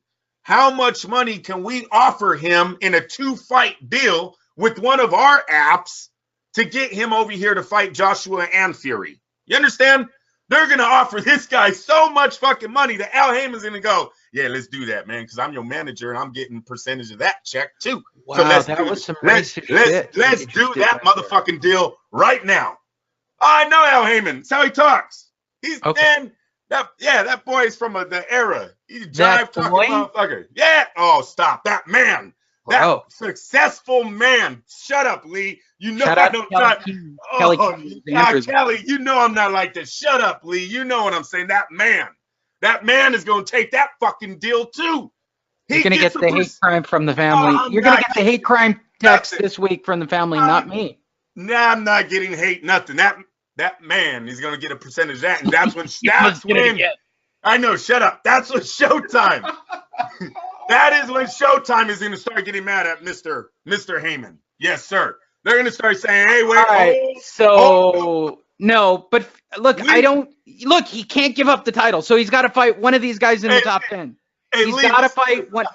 What I see is he's going to wind up fighting somebody shitty like Parker, right? Or Kolnacki. Who the fuck is he? Everybody's fought Povetkin once, and apparently I don't know how he's still ranked in the top 10. Pulev? I mean, nobody here on this list literally moves the dial for him except Fury or... He's going to give up the title, damn it. Oh, he is going to drop the belt. You're going to have Dillian Whyte fight Dominic Breezel on Fox Sports, okay? That's going to be the PBC headliner that he gives Fox or Showtime. They're going to be pissed. They're going to be like, why are we all of a sudden out of the Joshua negotiations? You know what Al's going to say? Well, shit, man, they're not doing that pay-per-view thing anymore. Sorry, you guys. thank you for the 60 million you gave me. I could give you some B-level fighters. You want Molina versus Fuckface? Who did you just fight the other day? It was a good fight. We'll give you that. We'll give you that shit again. You know what I mean? We're going after the bigger checks. I feel like the PBC's in the middle of trying to sign, he double-ended the deal. Brandon Rios at the moment because he is. That was a PBC fight. No, wait a minute. No, that was Eddie Hearn. No, that was Eddie Hearn Matchroom. That was Matchroom. Yeah, it's all right. You're cool. Hey, it's going down, Lee. The power has shifted. All Bob. Oh. Look, I almost want to explain that Bob Arum is a genius. Andrew. Yo, Andrew. Yes, sir. I think you say it too. I don't like it when Lee says it, but I want to hear you say it. Who destroyed HBO? The top rank, Mr. Bob Arum. Yes, sir. That's right. It really wasn't me. It was probably Evan Korn. But I don't even know what streaming is. Shit. I don't even have a computer, Andrew. But that's not the point. Who is the guy that's taking down the PBC single-handedly? Mr. Arum told us last year that he thought Showtime would be out of boxing in 1 year. Gonna take it. It's not looking good right now for the heavyweight fight that they thought they held. There was a time when they had Anthony Joshua and Deontay Wilder on the same fucking network, and I bet you it was Al Heyman that stopped them from fighting. And now Al Heyman has lost that fight for the network. Did you see my quotes this week about my new White Buffalo Tyson Fury? Did you see my quotes? What was that? I'll tell you again. Tyson Fury is my George Foreman. This is. Oh yes. I'm making millions with this white guy. Nothing better than a white heavyweight, Andrew. And Bob, I'm a better promoter. I told you he's your Ali. You see, months ago I said Tyson Fury is the new Ali. You're gonna go George Foreman. Was white. The only problem with Muhammad Ali was he's black, Andrew. You know how hard it is to constantly find white guys. If you got a white guy, much better, Andrew. Sells more tickets. Tyson Fury's a few wins away from being the greatest UK. He's not the greatest all time. He's just a big heavyweight. No. And I'm going to get paid $100 million when he fights Anthony Joshua. Klitschko, Wilder. Klitschko's I tried to sign him. He wouldn't go. Probably all Joshua. That came out was me. I'm going to say it, Andrew, right now. All the Klitschko news about his comeback was me trying to bait him in with money. So I finally dropped all the money on Tyson Fury. Fuck Deontay Wilder. The guy can't carry a pail of water up the hill. No. It's not fucked. No. It's not fuck Deontay Wilder. No. They're teaching Deontay Wilder business, politics right now, right? Deontay thought he was a fucking man a few months ago. He's not the man anymore. Now all of a sudden he has a decision to make: dumping the title or staying with the PBC and fighting fighters like Dillian White and Dominic Breezel, who nobody wants you to fight. Okay, that's his decision. And I'm telling you right now, he's dumping that title. That title don't mean more than the zeros on the check. And the zeros on the check come from the streaming apps that hold Anthony Joshua and Tyson Fury. And who's got the best deal? Andrew, say it. Say my name. Mr. Bob. To me, it's probably Evan Korn in the meeting who probably bought up the fact that we were going to stream. And I went, oh, fuck, we're going out of business. But you know, the kids were right in the meeting, and they got it right. I gave him a raise. I think he makes $20 an hour now. Hey, Bob. Yeah. Mikey Garcia beats Spence Jr. Stops him. Spence Jr. is a hype job, right? Let's just say. I'm not predicting. I'm just putting out something here. Yeah. Let's just say he stops him. How much is ESPN and DAZN gonna offer this man when he's a free agent in the network world? $100 million for 4 fights. You know damn well PBC doesn't have, and Showtime does not have the fund to offer that. ESPN or DAZN. You know, I hired a British hitman. Maybe you saw this in the news. I tried to hire a hitman to take out Eddie Hearn. He's my real competition right now. Eddie Hearn is he's a burr in my side. I had the DAZN deal. Well, okay, I didn't have the DAZN deal. Somebody at one of the conference table brought up DAZN first, and I said, "What the fuck is DAZN?" And then they said ESPN, and I went, "I heard of them. Let's take that deal." So I took the ESPN deal. Had I had known that they had so much fucking money over at DAZN or DAZN or whatever the fuck it is, I probably would have signed my deal over there. But as it turns out, ESPN turned out okay. I got the Disney passes. The strippers and the underage girls that I'm into all seem to be into it, Andrew. So the Disney package was all right, I guess. I mean, it's nice to have the platinum package. Oh, wait a minute. And Bob, don't bullshit. Don't bullshit the audience. You guys took the American network. You guys own the most viewership in North America. That's why ESPN's winning. Andrew, let's be honest. Do you really think that I'm like mentally capable of worrying about shit like that? No, but I know that HBO. I know HBO's looking at it like, damn, were we right in letting them go? Because now ESPN, if you want to make any money in boxing in America, guess who you have to talk to try to get that fight on that app? I understand what you're saying. I'm not on my medication, so I'm pretty cognizant. I'm not drunk, and I'm not doing any drugs at the moment, so calm down. Here's exactly how it played out at the meeting. Oh, Christ, we don't have a platform. HBO's fucking me. I guess I'm going to sell the company. Somebody said DAZN. Somebody said ESPN. I said, I've heard of ESPN. Take that deal.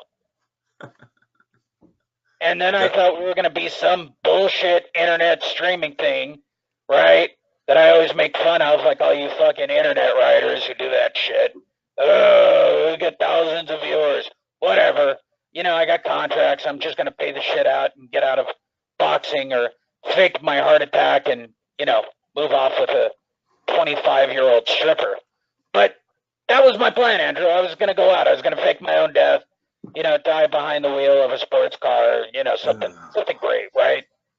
And then I got lucky. People went over to the ESPN Plus app. People liked the fights we were putting on ESPN. DAZN showed up. I talked to Eddie. I don't really particularly like Eddie, but he's far more manageable than that asshole Al Heyman. Would you like me to recreate a famous quote? Who gives a crap about Al Heyman? He's a piece of shit.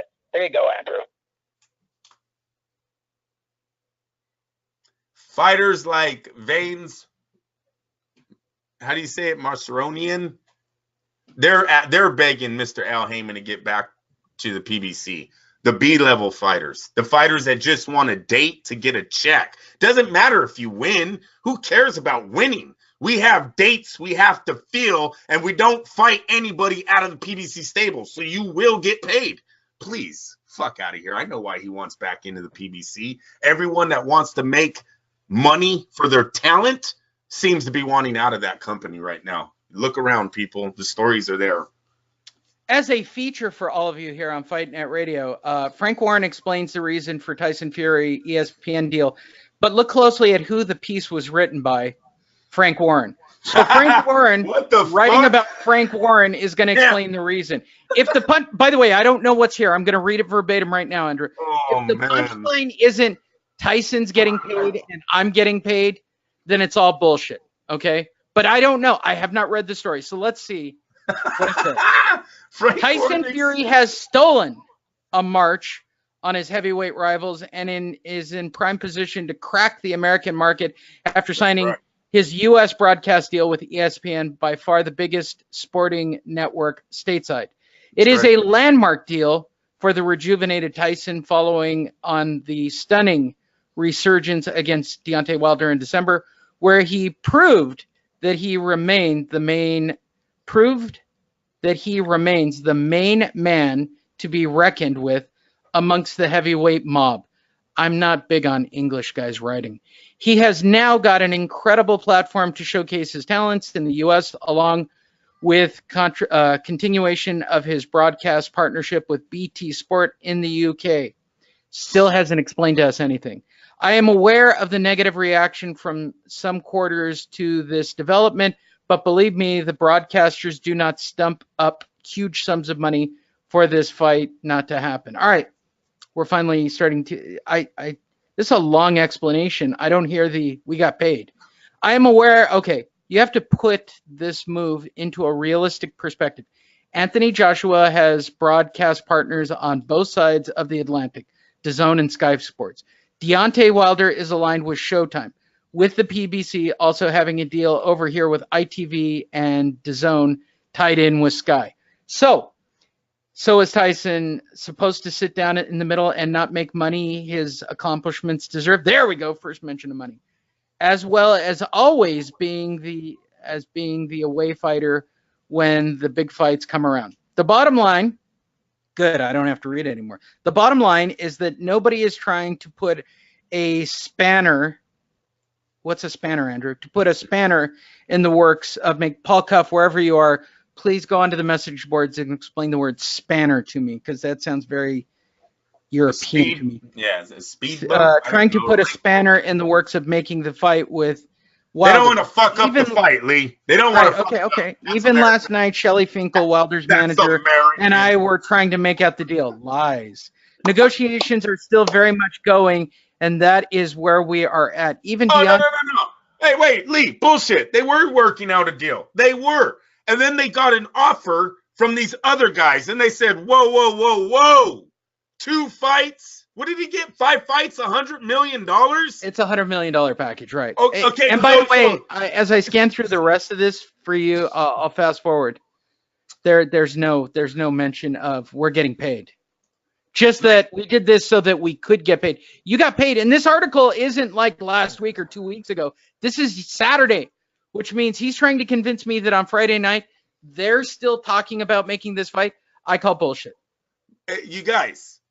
You got one person offering you, what, 12 million? Let's give it a high of 20. $20 million for one fight. Or you sign a contract that gives your family $105 million guaranteed. Which one are you freaking signing, people? Come on, this was not hard. What the genius behind this is that the DAZN and Top Rank were able to work the WBC champion into a corner where now he has to fold the belt to get the fight. You understand? They got out of Al Heyman's grasp of that fight, the negotiating that he was doing for that fight. But I'm telling you, Al's going to let that go. It doesn't mean anything because he's also these guys. Deontay will be the people's champion, Andrew. No, damn it. He's their manager. He gets a piece of their check anyways. Come on, stay with me here. Right. When he tells these guys I helped you get that DAZN contract. What? Wait, no, that PBC hat? I threw that shit away. I'm no longer the PBC guy. I'm your manager right now. Give me a piece of your DAZN check. Understand this. It's a fucking great setup Al Heyman had. I always told you guys he's the Don King of this era. It's gonna fucking happen. You're gonna see fighters that are gonna come back like, wait a minute. Even when I got out from the PBC, I still had to sign him over money on some shit he didn't even do. DAZN and Top Rank came at me with the offer. Al Heyman didn't. Al Heyman didn't tell me to go to DAZN. I went to DAZN because they offered me more money, and he's just tied to me as the manager under my contract, but I still got to pay him. Ooh, I love that. Double the deal. To paraphrase you, you're saying that Al Heyman, whether or not he's real, is scheduled to become the new Don King. Yes, sir. Always have. Yes, sir. We would not find out until these guys stop making money on fighting these, I won't call them bums, tomato cans, journeymen. A good portion of the PBC product has been one name in a showcase fight. That's been their whole platform for the last 3 years now. Yes, they started giving us some good matchups because they started running out of tomato cans. People were kind of demanding for the fights at, like, say, welterweight to start getting made. So he did. But this new twist that's happening where you see Garcia saying, I'm out, Jacob saying, I'm out, Wilder, he's going to give us the answer soon. But I'm telling you guys, if I had a bet on it, I'm leaning he's dumping that title for the Tyson Fury Joshua money that's available out there. That money trumps whatever PBC, Showtime, and Fox are offering because we know for a fact they only have 60 million. We know for a fact that these other apps are signing $100 million deals. Oh, I'm going to lose my voice. Keith Idec is going to cap this whole story off and make Andrew sound really smart because he didn't know this story was lost. Fury's dubious decision and why Wilder won't accept Aram's offer. Way to go, Keith. Tyson Fury overcame 3 life-threatening conditions, alcoholism, cocaine addiction, and depression, and 2 knockdowns against Deontay Wilder to continue crafting one of the most fascinating, inspiring sports stories of our time. I would also say that his exposure was also helped greatly by Joe Rogan. His numbers this week don't favor Fury nearly as much, certainly not among aggravated boxing fans who want a Wilder-Fury rematch. BoxingScene.com has learned the Fury walked away from a 50-50 split to fight Wilder in a Showtime pay-per-view main event May 18th at Barclay for either a 60-40 split that would favor Wilder in a WBC purse bid or less profitable fight against another opponent. Fury had that a 50-50 contract in his hand for more than a week, but never returned it. Smart boy. As it turned out, his promoter, Frank Warren, was working with Bob Arum's Top Rank Inc. and co-promotional agreement and negotiating with Al Heyman. Wilder's advisor and Showtime Stephen Espinosa, how the hell did he get into the mix? At the same time, Fury, Warren, Arum, and ESPN stunned virtually everybody in boxing by announcing their new deal early last week on Monday. 2 days later, in a Wednesday interview with The Ring's Mike Coppinger, the entertaining Englishman definitely didn't come across as someone who wants Deontay Wilder next. And he said, and I quote, "I'm not too sure. I'm not a political person. The promoters do what the promoters do. There's not much I can do about that, is there? I signed a contract now. Whatever fights they get, they get." Good boy. Sit, stay, good Tyson Fury. What we're likely to get now that Fury has signed co-promotional agreements with Arum and ESPN is interim fights for Fury Wilder before they revisit the match again later this year. Arum told BoxingScene.com and other outlets this week the Top Rank wants Wilder Fury next.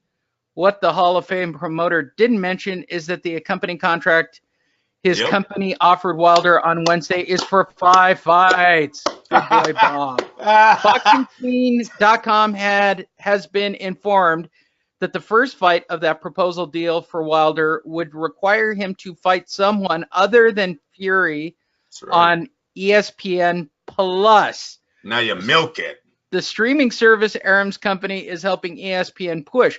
Wilder would be paid handsomely to fight an undetermined opponent next on ESPN Plus because Top Rank's budget for fights on ESPN Plus is much bigger than fights on ESPN.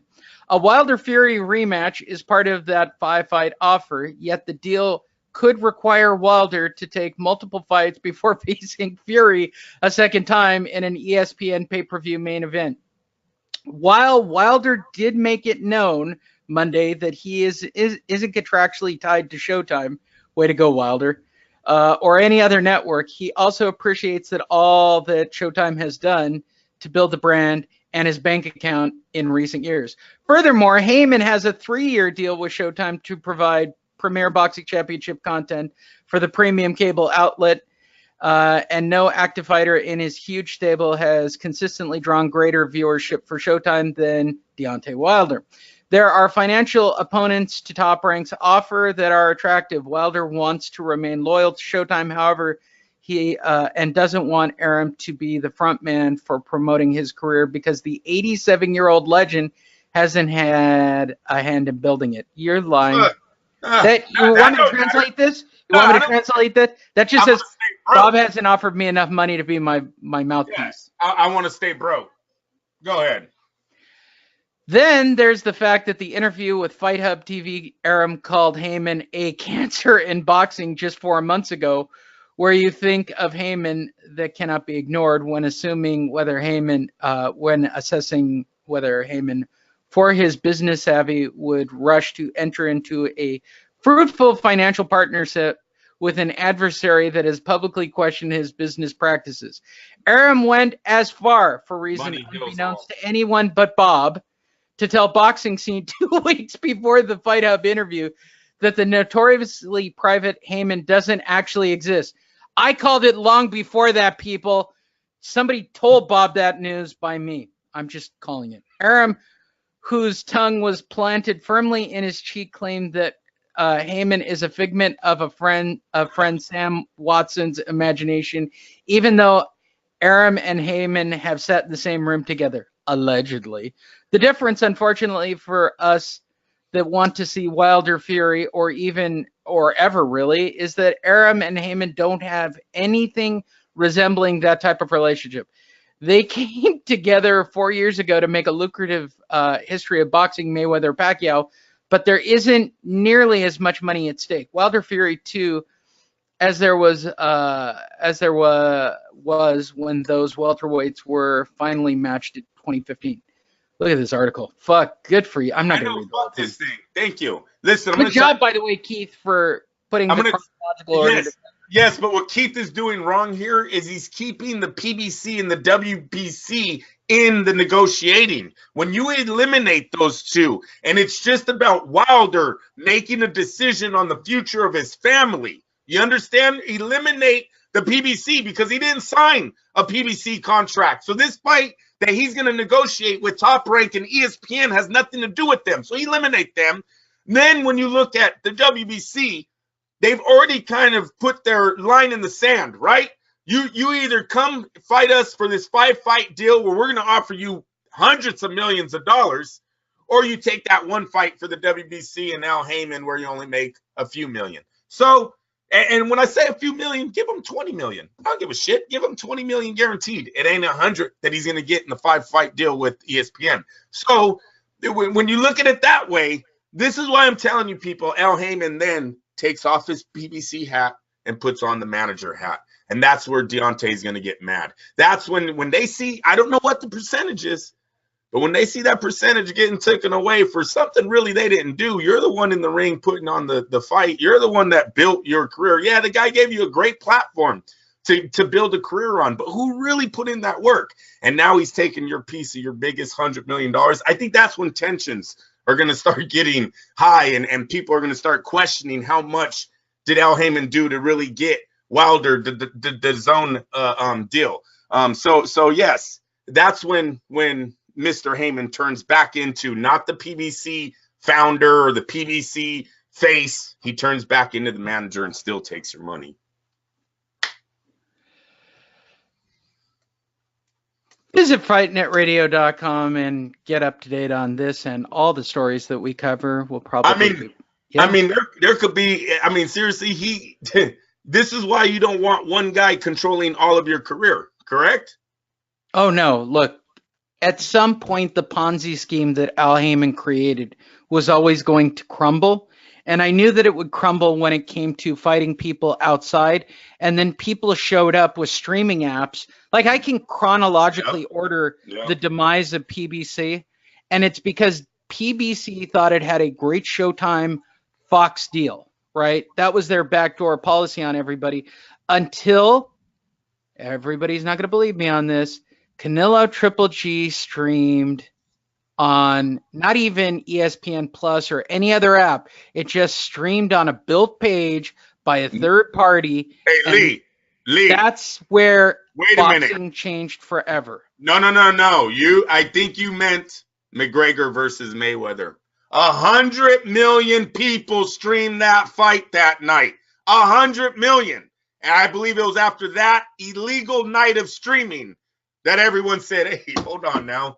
Right? No, I honestly think the one that showed the money, though, was Canelo Triple G1 that they streamed with Coyote and Dougie Fisher, and it was a throwaway by Golden Boy. Pay-per-view. That was on pay-per-view. It was on pay-per-view, but they also did an exclusive around the world or something. Right, yeah. They did it on a third-party website. They didn't they hired Doug Fisher and they hired Coyote Duran to do just an internet play-by-play. They just streamed it on the web going, let's just give it a try. It doesn't hurt anything. It doesn't hurt our contract for the pay-per-view. They seem to be okay with it. McGregor or Mayweather do 100 million. You might be correct on the first fight that was put on a big platform like that. Shows great numbers. Too, right? There's nobody splitting that pie. Everybody forgets about the internet, pay-per-view takes a huge chunk of that money. When you buy $100 pay-per-view fight, really, a huge chunk of that is going to all the different cable providers, right? They're because they promote it. They're the ones who put the pop-ups to make You only you buy it. split 40%, really. The fighter and the promoter That's only crazy. get 40% of a That's pay-per-view. crazy. And When then- you're talking about internet, like literally, I could take the Fight Net radio page and drop a thing on it that you'd have to buy a password to watch the fight on or to give you exclusive viewing rights, and it doesn't cost anything. It doesn't cost a thing. DAZN and ESPN have built their platform on every other sport but boxing. Boxing is now benefiting from the platforms that these two streaming companies have made on the backs of other athletes. We are just adding gas to the fire that was already burning. This is why their checks went up. DAZN went the step further, and they took the WWE approach, right? Stop paying for WrestleMania for $100 every year. Just pay us $10 a month, and you'll get, the WrestleMania of boxing. Everything, yes.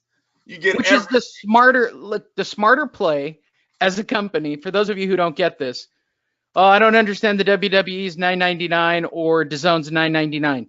Or a million people paying $10 a month is more money than one super fight every year. DAZN gets $500 million a month from their subscribers.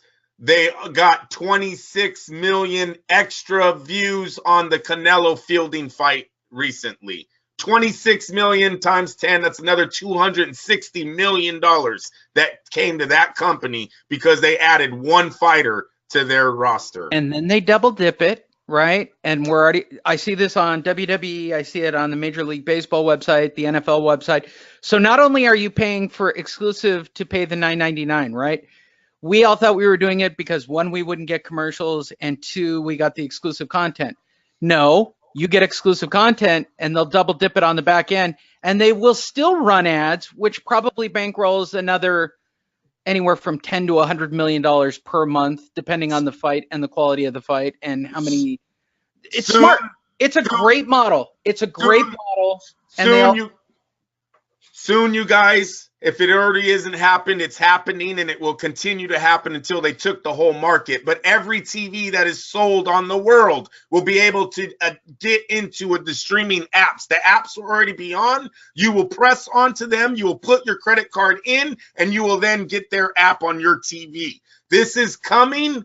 This is what they know. This is why it's taken over. It's already begun. It's already done, Andrew. It's already, yeah. Anything that was built in the last 4 years has the ability to put an app on it. Like a Samsung are great, like the Samsung LG models and all the ripoffs. But now everything, I know because I just installed a TV for my parents, and it was a no-name.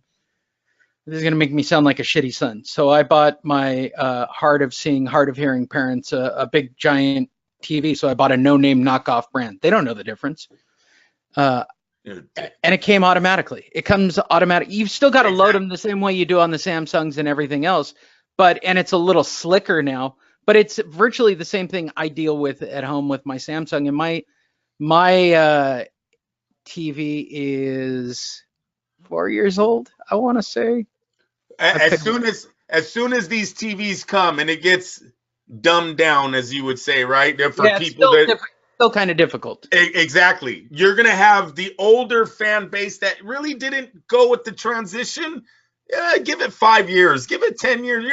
Oh, that's all I have to do is just buy this thing now, and I get the fights again, and boom, now everyone's coming back. Their money only goes higher. I'm telling you, it's yeah, you called it. You called it 2 years ago, 2.5 years ago. It's happening. It's here. Bob Arum has nailed it twice too. Honest to God, and this is my real philosophy. I don't think it was Bob Arum. I think he had no other choice after the HBO deal, and he wanted to stick it to HBO. So he took the ESPN deal that turned into the ESPN Plus deal, and the rest is history. But now his fighters are on the most watched network in America again. You see that? I bet the original deal with ESPN was a bullshit deal just to keep his fighters exposed. There's no other place in the world that gets more views in sports than America. Has ESPN done a pay-per-view yet? No, they don't have to. I think they're gonna do one with they're gonna. I think the ESPN pay-per-view is Crawford Khan. There you go. I believe they're doing that Crawford Khan one.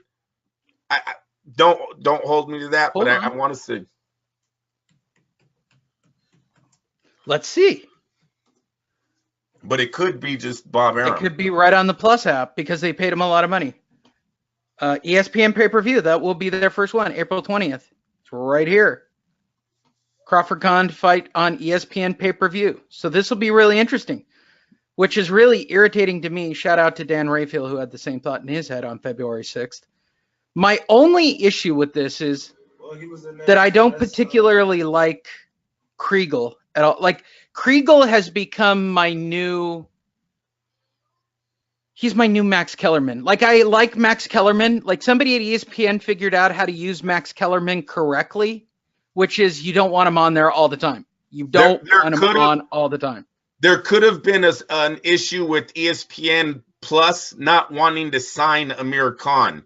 And with Amir Khan not being able to get a contract, TV contract, that made this a one-time pay-per-view event for Bob Arum. Now, it's going to be shown on internationally on the ESPN app. I don't know. I haven't read into the why it was a pay-per-view in America. I'm only going off. It could be why would you overpay for Amir Khan? He's a one-time fighter. He'd probably get knocked out again on this card, and no one's going to care about him. So they put it on pay-per-view in North America to get us to buy into the Terrence Crawford really fight, not the Crawford Khan fight. There's nothing to sell here. Yeah, really, Lee, this is going to do probably poor numbers in North America, right, in the pay-per-view for us, but it'll do great probably internationally for ESPN if they do put it somehow on the app for the international feed. There you guys go. Because you know, DAZN does that too. There's certain fight sports they can't show in America because they're blackout. They do blackouts, right? Because of different deals that they have, and all of these guys, because they're streaming apps, can make backdoor deals. Like DAZN could have a deal with Showtime that Showtime gets this, but they get that. They might have told Khan, we'll give you $2 million to put you on internationally, and then Bob Arum will give you whatever to fight you in pay-per-view, but we're not going to sign you to a 2-fight $10 million deal. You're not worth that. You see what? But you're worth a $2 million deal for the international fee. Yeah, no, I completely get that. And that, by the way, for those of you that don't know history of streaming, that was the same thing that happened in the WWE. So the WWE switched over to the streaming platform, right? And all of their fighters were getting bonuses based on pay-per-view and watching rate and where they were on the card. Yes, I know it's a predetermined outcome, and I still watch wrestling. That's not the point of the story. The story was they had a contract like a Deontay Wilder where they get paid X amount of dollars. You get a bonus based on pay-per-view. So when they switched over to streaming, Vince McMahon and the company just basically shrugged it off and said, we'll work it out, buddy, right? That kind of thing, which is nobody knew how it would play out or whether or not they'd go back to pay-per-view. And here we are again with fighters who are now smart enough to have regular contracts with a Bob Arum or an Eddie Hearn. Then they get like a bonus or a back end by how the deal is cut out on the fight. And that's just smart. It's just smart. We'll give them some examples here, Lee. Tyson Fury signs with ESPN. There's a fight there for Deontay Wilder. Oh, look, they want to offer Wilder a 5-fight deal. No pay-per-view. You fight for ESPN. You get what I'm saying? They can make money off of him. So that's why they would sign them to a fight. Amir Khan, you are not going to put Amir Khan in a 5-fight deal. What? He might get knocked out 4 times out of 5 fights. There's no money there. Right. And that's the way this all works. And that's boxing in the future. And the problem is, Al Heyman wanted to run and control everything like the UFC, so his model is falling apart. He's not being fluid and adjusting the way that Eddie Hearn, Oscar... It already happened. He already fucked himself. He blackballed himself right out of the industry. Model. I'm going to buy all the people in the welterweight division, and I'm just going to make this happen. He went with the UFC model. I'm going to clamp it down. It's going to be mine. You're only going to fight my guys. We're only going to fight outside if we have to, but we're going to control everything UFC style. If you want to go Lasted 3 outside, years. then get the fuck out, right? That was his attitude. You're going to be really sad when you're not getting paid. Well, here we are. It's 2019, and guess what? Bob went fluid, Oscar went fluid, and Eddie went fluid, and they're going to be the guys that control everything because they get what they're doing. I think Oscar's the smartest. He just doesn't have any fighters. You know, that's the sad Oscar reality. Being Oscar, so dumb, he's even smart. he's right. He doesn't have any fighter. If Oscar actually had fighters, right, and that's why they push Teofimo Lopez down our throat. Like, he's going to push any fighter that does well down everybody's throat because Golden Boy has been smart, right? They'll make a deal with Bob. They'll make a deal with DAZN. They'll make a deal with ESPN. They don't give a shit over at Golden Boy. What's the best deal out there? Like, he is crossed all the platforms. He's the only one who's been on every single platform already. Like, you will see. Hey, Lee, give the man credit. His fighter's still the highest paid athlete in the world. Did you see the baseball contracts, the 5-year, 10-year, $300 million? Still did not surpass the 5-year, $365 million that Saul Alvarez signed also this year. So right. Oscar is doing something correct. He did get his fighter paid. Which means Oscar gets paid, which means more hookers and blow in Pasadena, allegedly. And videos and photos. Leave him alone. God, I love his life. God, Oscar, you are the best. Out of my own city of Montebello. Good for you, Oscar. I am so proud of you. And you're just like me, Oscar. We can't leave like Montebello that far, right? He moves to Pasadena, which is 15 miles away. I moved to the other way, which is 15 miles away. Good for him. You know what? Good for you, Oscar. You go. You go, Oscar. It's just a shame you don't have any other fighters. You need more than you're a one-trick pony at the moment. You are a Canelo. If Canelo Alvarez loses anywhere in the next fight or two, if he takes big fights, like he slips on a banana peel. Oh, he could lose to Jacobs. You know what? Never mind. The kid fights anyone. No, he could lose to Jacobs. You're right. You're right. If he slips on a banana peel, this could all go sideways real quick because nobody's gonna. Yeah. No. You're gonna see Oscar make a return to DAZN. No, I'm just kidding. Right? him and Mayweather. Oh, I can't wait until Mayweather leaves out. Oh, by the way, I wanted to cover that story. So I've actually got video that I haven't posted. Mayweather's back in the gym. Oh yeah. Oh, he's gonna want that 5-fight deal. Getting the bag, and Manny Pacquiao's back in the gym. If you know this, I've actually got the post. Lee, I'm calling it again, Andrew. I'm doubling down. I'm tripling down. I'm quadrupling down. Before Cinco de Mayo, Andrew, they will announce Mayweather versus Pacquiao. Oh, I hate going against you on this because I'm so back and forth on this one. Damn it, he's going for a 5-fight deal with DAZN. I'm sorry, DAZN, whatever the fuck you want to call it. If Mayweather makes a 5-fight deal with DAZN. Oh, it's coming. 3, 4. It would have to be $500 million, right? What would you have to sign Mayweather for a 5-fight deal? $1 billion? You know, his fight can bring 100 million streaming views. They know this. They got to offer him $500 million. You got to offer. They already know this. They got opponents like Triple G at 36? Probably in real life he's in his 40s. Mayweather's going beep, beep, beep, be dancing around. They're going to fight him with Canelo 3 times. Not have that conversation with DAZN. Oh, he is. No, he's tired of hearing these fighters' money. He keeps showing us his watches because everyone else has bigger checks than him nowadays. He's coming back. Ooh. He's coming back. That's a big drop. That's a big drop. Floyd Mayweather signs with DAZN. 3 fights. 3 fights. 3 fights, $500 million. Yeah. Easy. Biggest contract in boxing history. Easy. And your first fight is Manny Pacquiao, because that's a no-brainer. Now we got to see how long Pacquiao signed. Second fight is Canelo Alvarez, because that's a no-brainer. He can win that again. But Lee, Manny just signed with the PC. See, Manny thought he was hella smart. Once again, you left. Oh no, Bob. Manny's an idiot. Like, yeah, he left. He keeps Bob. asking Boo Boy for advice on the topic. Boo Boy, what do you think? I don't know, Manny. How much money are they offering you at the PBC? Hey, swear to God, Lee, They said, oh, you can fight guys like Spence, Garcia and Spence Winner. Both of those guys said they might be leaving the PBC right after he signs. Right? Correct? Bull Spence Boy, is, what do you think? What do you think, Bull Boy? This guy right here on the middle of the screen.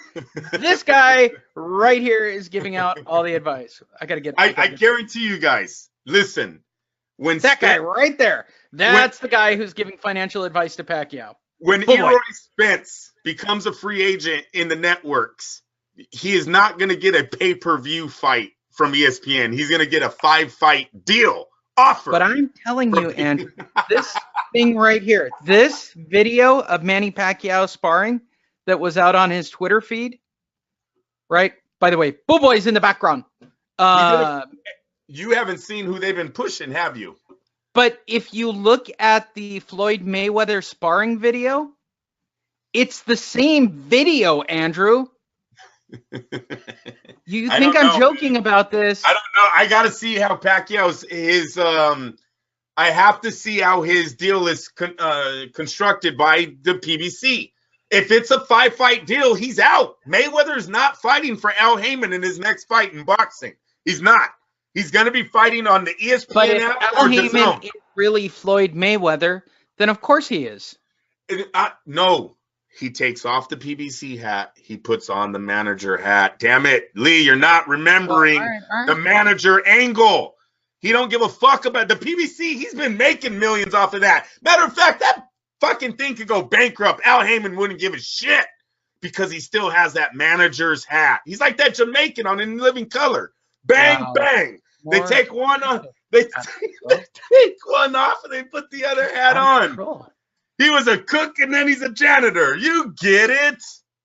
I get it. I just, wow, bro. You're just all over the place. Let me see if I can find this not real racist quick. at all.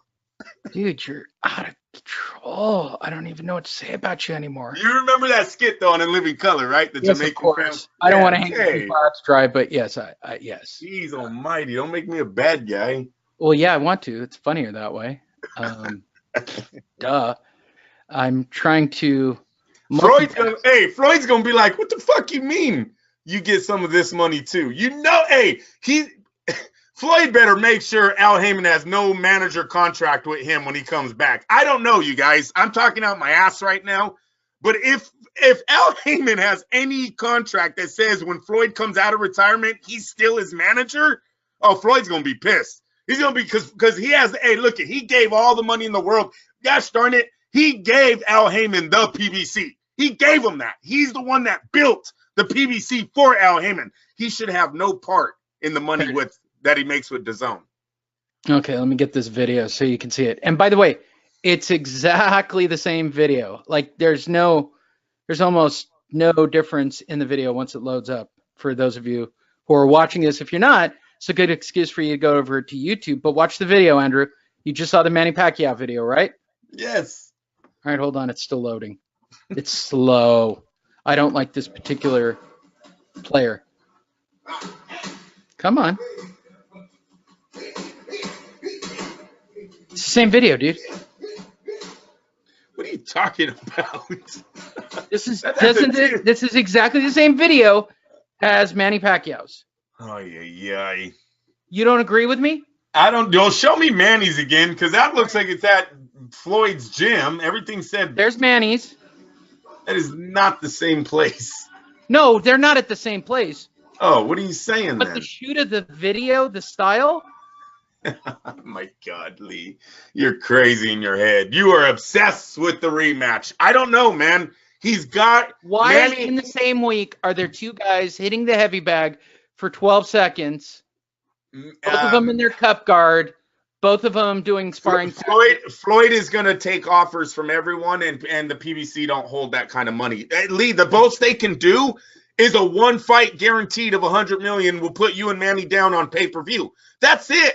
Everything after that, they cannot do. You guys, you must understand.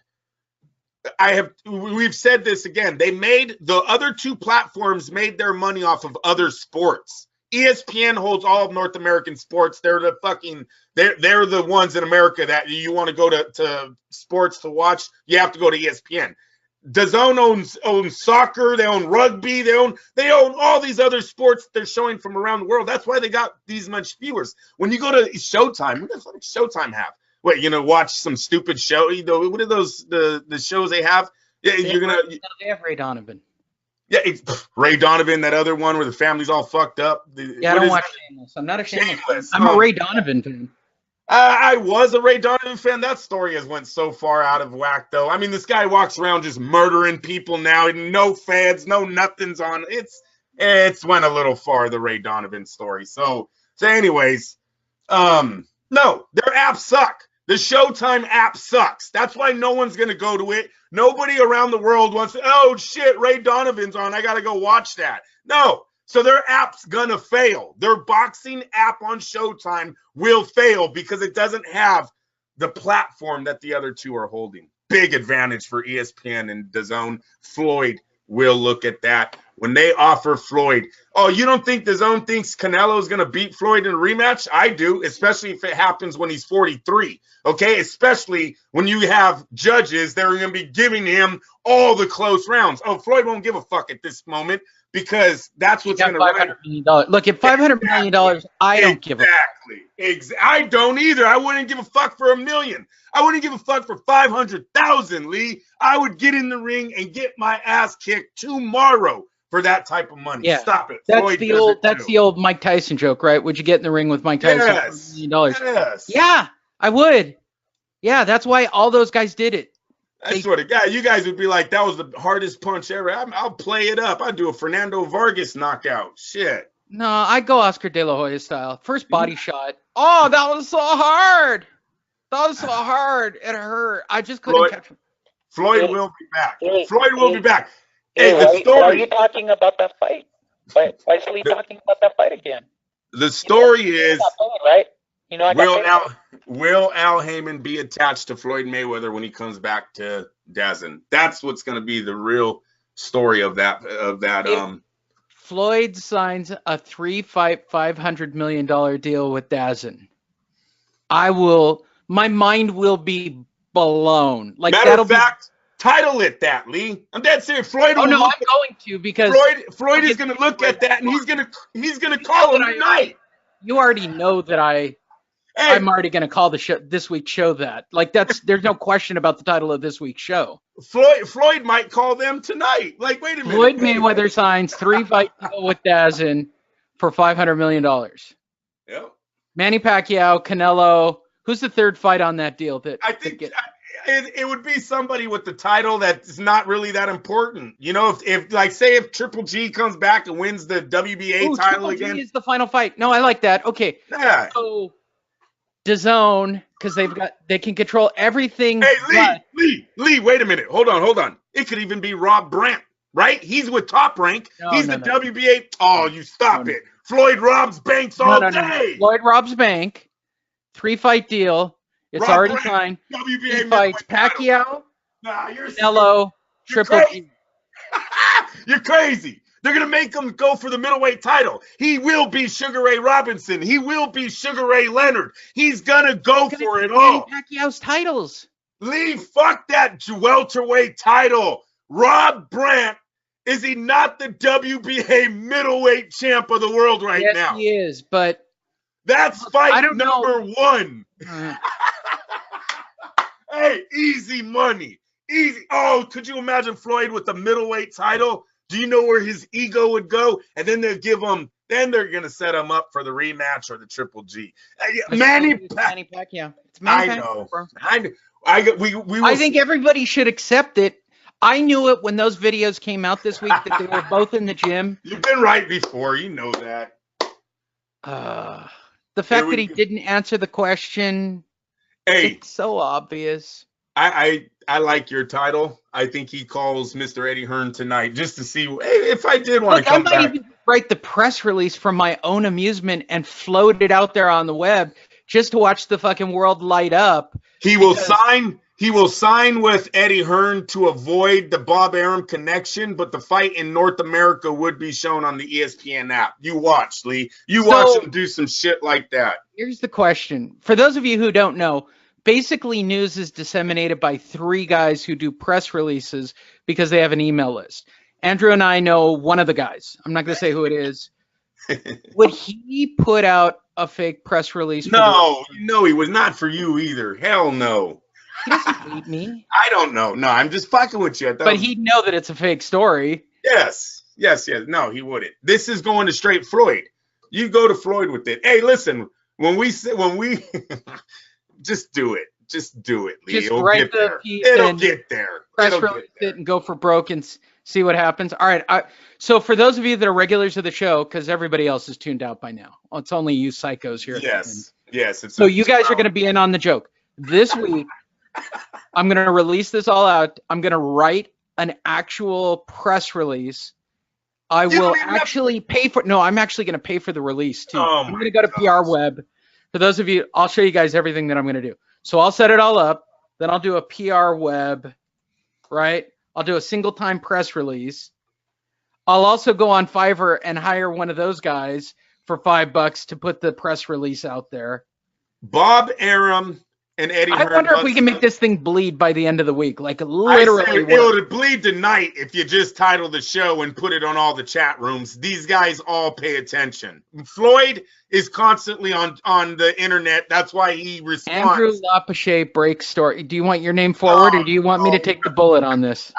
It's Fight Net Radio. All right. Well, yeah, but I try to downplay it because you actually want to go to fights in the future. And then you put unidentified source, so then it's not attached to us at all, bro. Come on now. It's some guy in Vegas. Yeah, but they're going to listen to this far into the show and they're going to go, this is all a publicity stunt by Fight Net Radio. I don't give a shit. Floyd was asked for a comment and he did not respond, so therefore it must be true. Hey, Floyd wants money. I'm trying to make the man money right here. That's all I'm doing. I'm going to pull the TMZ move, right? Which is we approached Floyd for comment and we have not yet heard back from him, which means it's probably true. Hey, there you go. There's so many ways to turn it nowadays. Come on. We're just trying to get him a check. That's all I'm doing. I even gave him the fight. He could try to work with Bob on getting the WBA piece of that WBA middleweight title. Oh, it looked pretty with his collection. Wow. There you guys go. You're in on the antics that are going to start this week in the chat rooms. And let me tell you something, Lee. I'll close out with this.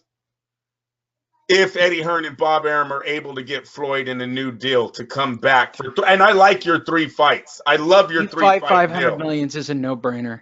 Exactly. It kills the PBC forever. They would have taken the power away from Al. He's now working with Eddie Hearn or, him and Bob. I don't know if they'll ever work together, but money heals all. And when you're talking about $500 million for 3 fights, you're able to work or be in the room with the man that you don't like. I truly do believe that. So I'm not saying Floyd would not fight. Do business again with Bob Arum if it's that type of money they're talking about. But if not, he fights with Eddie Hearn under the DAZN deal. Everyone in the PBC will be looking to leave. They've been following Floyd. They followed Floyd to the PBC. If he breaks away, they follow him there too. Go to fightnetradio.com. Make sure you're following us on Facebook this week because I'm very determined to blow this one up like the Godfather. This will be, for those of you who really know good Fight Net Radio history, this will be the equivalent of BJ Penn wanting to fight Fedor Emelianenko, which I did as a joke on an episode. And I thought, let's see if I could really turn this and get all the writers writing about it. And to the point where you could ask any UFC fighter, what do you think about BJ Penn and Fedor fighting? And I think one of my favorite quotes from that piece was BJ Penn said, if I don't get Fedor, I want to fight a volcano. Nobody like all that shit in 2007, like all that. Okay. I'm in, Andrew. I'm in on the project. Let's do this. Had me at hello on this to see if I can get boxing scene. I think that Keith or somebody from that show listens to this anyway, so they're not going to take the bait. But do I think that anybody else will other than boxing scene? Can I see a story on pound for pound about this? I want to see, how far will this go? And like Lee, let me tell you, it's a better headline for Floyd than him looking at a UFC deal. We all know the UFC thing's weak, so why don't Floyd start flirting with ESPN Plus or DAZN to see what kind of offers they're going to throw at him? With this being said, this is all being said without knowing his connection to Al Heyman. I don't know if he's under contract with Al even when he comes back from retirement. That's something that I do not know. There you guys go. And now when everybody listens to this episode all the way to the end, you're going to know the punchline to the joke, because during the week, people are going to click on it, go and listen to the episode. They're going to go all the way to the end to get to the information. They're going to get to this point and go, you fucking set us up. Hey, look. It was a good joke. Look, I'm going to give you the punchline right now. It was really funny, if you guys want to know the truth. To me, the only reason I'm in on this is I think it's going to be funny that people are going to have to listen to the entire show to get all the way to the end to get to the punchline. But it's really funny too, right? Like there's a certain level of how bad we want this to happen, and the humor at this moment of, let's just say Joe Schmo sees a story, clicks on the press release, goes to Fight Net Radio, clicks on Spotify or listens to it on our Fight Net Radio page. They go all the way and they're going, what the fuck are these guys, these fucking orangutans talking about? And this show sucks. Why aren't they talking about the Floyd thing? All right, I'll fast forward. Maybe I missed it. I better listen to all of it. Like they go the whole 2 hours and 18 minutes to get here at the very end and go, I fucking hate these guys. Don't hate the player. Hate the game. That's right. This is, admittedly, this is ultimately the biggest piece of clickbait that we have ever created. Because that's what it is, right? This is just fucking clickbait that I just fucked you with and jammed a couple commercials on. But in all honesty, I would like it to happen. I mean, if this generates it really happening. Do you want someone? All right, listen. If you want a media member. Are you trying to calm the person down who's listening? Right. I want you to speak to them, man. No, I'm talking to you. If you really want a media member to ask Floyd if this is true, attached to the motherfucker that he left Al Heyman in the process. Floyd breaks with Al Heyman to sign with DAZN 3-fight, $500 million. Here's what I know on that. For those of you that literally are only listening to the show for this particular information, okay? I understand. Good for you. You're probably mad at me or Andrew at this moment because we did whatever we did during the week and pushed it like it was real to the hilt. I tell you the future, you guys. Fuck out of here. Yeah, okay. So you, the casual fan who got here, and you don't like me, you don't like Andrew, you just wanted to see what the fuck this was all about because we, quote unquote, broke the story. I get it. All right, I'm talking to you, that person right now. Listen to me. Listen to me. The reason this really happened is because internet writers actually do listen to this show, and they get their headline stories from this show. This is actually a weird insider show for boxing writers and people who do boxing on a daily basis. Like most of the people who listen to the show do boxing every day in some shape. It's like it revolves around their life. If you're a casual fan and you wound up here, I'm not the show for you. Look, I'm going to give you a better recommendation. Max Kellerman has a podcast. It's a show designed for you. I'm going to give a big shout out to a guy that I have shit on. Go listen to Max Kellerman's podcast. Go listen to The 3 Knockdown by Mario Lopez. The reason this whole thing happened is because internet boxing writers and guys who have other podcasts like this or other broadcasts or radio shows, why this story ran and blew up the way it did for you to be listening at this moment. This is the truth. They would never listen to the whole show and get to this point in the show because their egos are too big. They would never listen to the whole show and admit that they laugh and enjoy the show. They look at the highlights, they listen to some of it, they get some ideas for their shows, and they run with it. It's an absolute fact. Andrew and I have proved it out 1,000,000 times on multiple publications. So you, the casual fan, go look up Steve Kim, go look up Mario Lopez, go look up Max Kellerman. Hell, go listen to Mark Kriegel, all right? Go listen to their shows on boxing. I would recommend Steve Kim's, okay? And Dominic Verdane. Hey, I'm being nice. We're not for the casual fan, Andrew. We're not. Accept it. No, I totally hear you. And I totally hear you. The story like this helps the casual writer who's covering boxing. I think so. I think this is a good opportunity for somebody to break in. You know how many times I was in the media room and they asked me, are you going to use that Can I just take a little? Go ahead. Go ahead. It's all for the growth of the but sport. Truthfully, that's why we did this show to begin with. That's We just exactly wanted to it. entertain other boxing people. I want Floyd to make $500 million. That's what I want. I want Floyd to come back. Yeah, he's going to owe us 10% if that happens. Hey, I'm going to put this out there right now, Floyd. If you're the one who's listening all the way to the end and you get that deal, you better be cutting Andrew and I each a check for $1 million.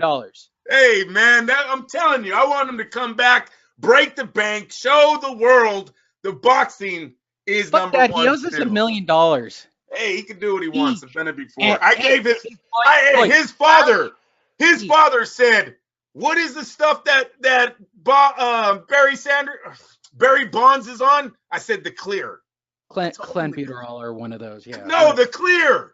That's what got him on the. That's what. Hey, he goes. That's what Manny Pacquiao's using. We're right there at MGM Grand. I've given it to the Mayweathers once already. Fuck out of here. And then Joel Casamayor's. What is that? What's that little kid's name? Big chubby dude. Shit. Casamayor's guy came up to me. Hey, what's that stuff that they're using? He was interested. Boy, was he interested. There you go.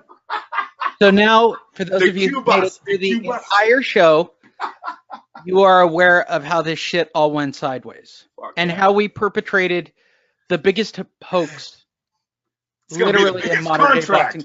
Dude, if they mention this shit on PBC Weekly or one of those shows, I'm going to shit my pants. Lee, you keep thinking I do this as a joke. I'm doing this to make Floyd money. If the wheels already if it goes down correctly.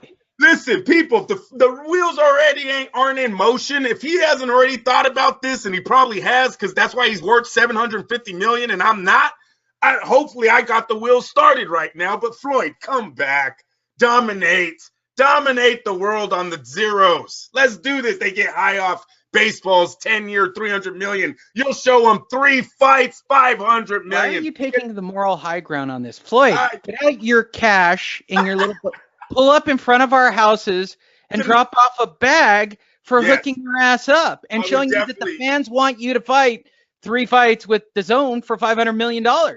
I will give a statement like Evander Holyfield if he gives me that money. I would give a response to the T.I. video if he gives me that money. He's not a fucked. He helped me. He changed my family's life would be the response I give to T.I. if Floyd would drop off a bag of money. He's actually going to owe 3 fights, $500 million. If that goes down and this is the catalyst, I'm saying this, or to Floyd's people or whoever's listening to this for Floyd, tell him to write a check. We did it. We came up with it. We concocted it here on the show. It was completely structured by us. We think you should do it. The 3 fights will be an easy fight with Manny Pacquiao. Then you take on Canelo. You've already beat him once. What's the problem there? And then your 2 fights with a very old Triple G. You'll be the greatest of all time who got paid another $500 million. And it's the greatest comeback. You will then go into the category of Sugar Ray Robinson and Sugar Ray Leonard, the guys that went in multiple divisions all the way to middleweight to win the title. Yeah, you don't have to be worried about Deontay Wilder stealing your thunder. I can't even believe Deontay said that with a straight face. I want to be Floyd Mayweather. Okay, bro. Gotta draw on his next fight. Yeah, right. There aren't those on Floyd's record, pretty sure. That'll do it. I'm glad you guys are all in on the personal joke that's about to unfold this week. If you guys can't guess what Wednesday's show is going to be about, it's going to be about Floyd signing a record deal with DAZN for 3 fights for $500 million. I'll give you the punchline to Tuesday's show. That'll be the title of Tuesday's show. And there'll probably be a supplement show at the end of the week, because I'm going to jam this down everybody's throat into every orifice of the internet just to see if it blows everything up. And then I'm going to sit back like a child, like a little schoolgirl going, watching it all happen. Because it's such a tasty story that's so kind of true that everybody's going to shit on themselves to try to get real comments about this. Get a real state. Yeah, exactly. Yep. There you go. That should do it. Anything you want to close on, Andrew, before I literally push stop and light the fuse on this fucking firecracker? No, sir. Let's go ahead and light. All right. For those of you that have made it this far, again, we do apologize. So when Andrew, I'm pretty sure this is going to happen this week, so I'll give you one more spoiler. If you're listening to this show all the way to the end like a regular, I'm pretty sure Andrew and I are going to do a completely fake episode of Fight Net Radio about the contract. Can you already see that episode, Andrew? Going to happen. It's going to happen this week. I'm going to record like a 30-minute breaking news. He really needs to call. Last week, we give him the streaming website that him and T.I. would have made $100 million on in one night, even more. And now we're doing this 7 days later. Stop it. We're doing too much for Floyd. Come on, Floyd. Get paid, Floyd, and bring us a check. No cash in a bag. Boxing whisper my ass. Fight Net Radio, man. And by the way, most of you haven't signed up for the Mayweather TI fight yet, so go to MayweatherTI.com. I paid $7 to make that joke happen. Don't think that I'm not prepared to spend $10 on Fiverr to make this fucking episode happen. Everybody enjoy it. Enjoy the fireworks this week. And by the way, go to Facebook and repost any story. I need the help of the regulars. If you guys see any of the stories happen, bring them over to the Facebook page and tag Andrew and I in the stories so we can watch it too. We only watch a few of the news feeds. I don't know if I can get Boxing Scene to bite. They seem to listen to the whole show, especially when I do typos and shit, like the one that we called out here on the show. I guarantee it'll be fixed by Wednesday. Guarantee. It's happened every time. They always fix the story. So clearly somebody catches that shit who's listening, or they have somebody. It's probably Keith, but I don't know. I'm a Keith fan, so everybody back away from it. That'll do it. FightNetRadio.com. Enjoy this week from Andrew and I. It will be our Symphony of Floyd. Thanks.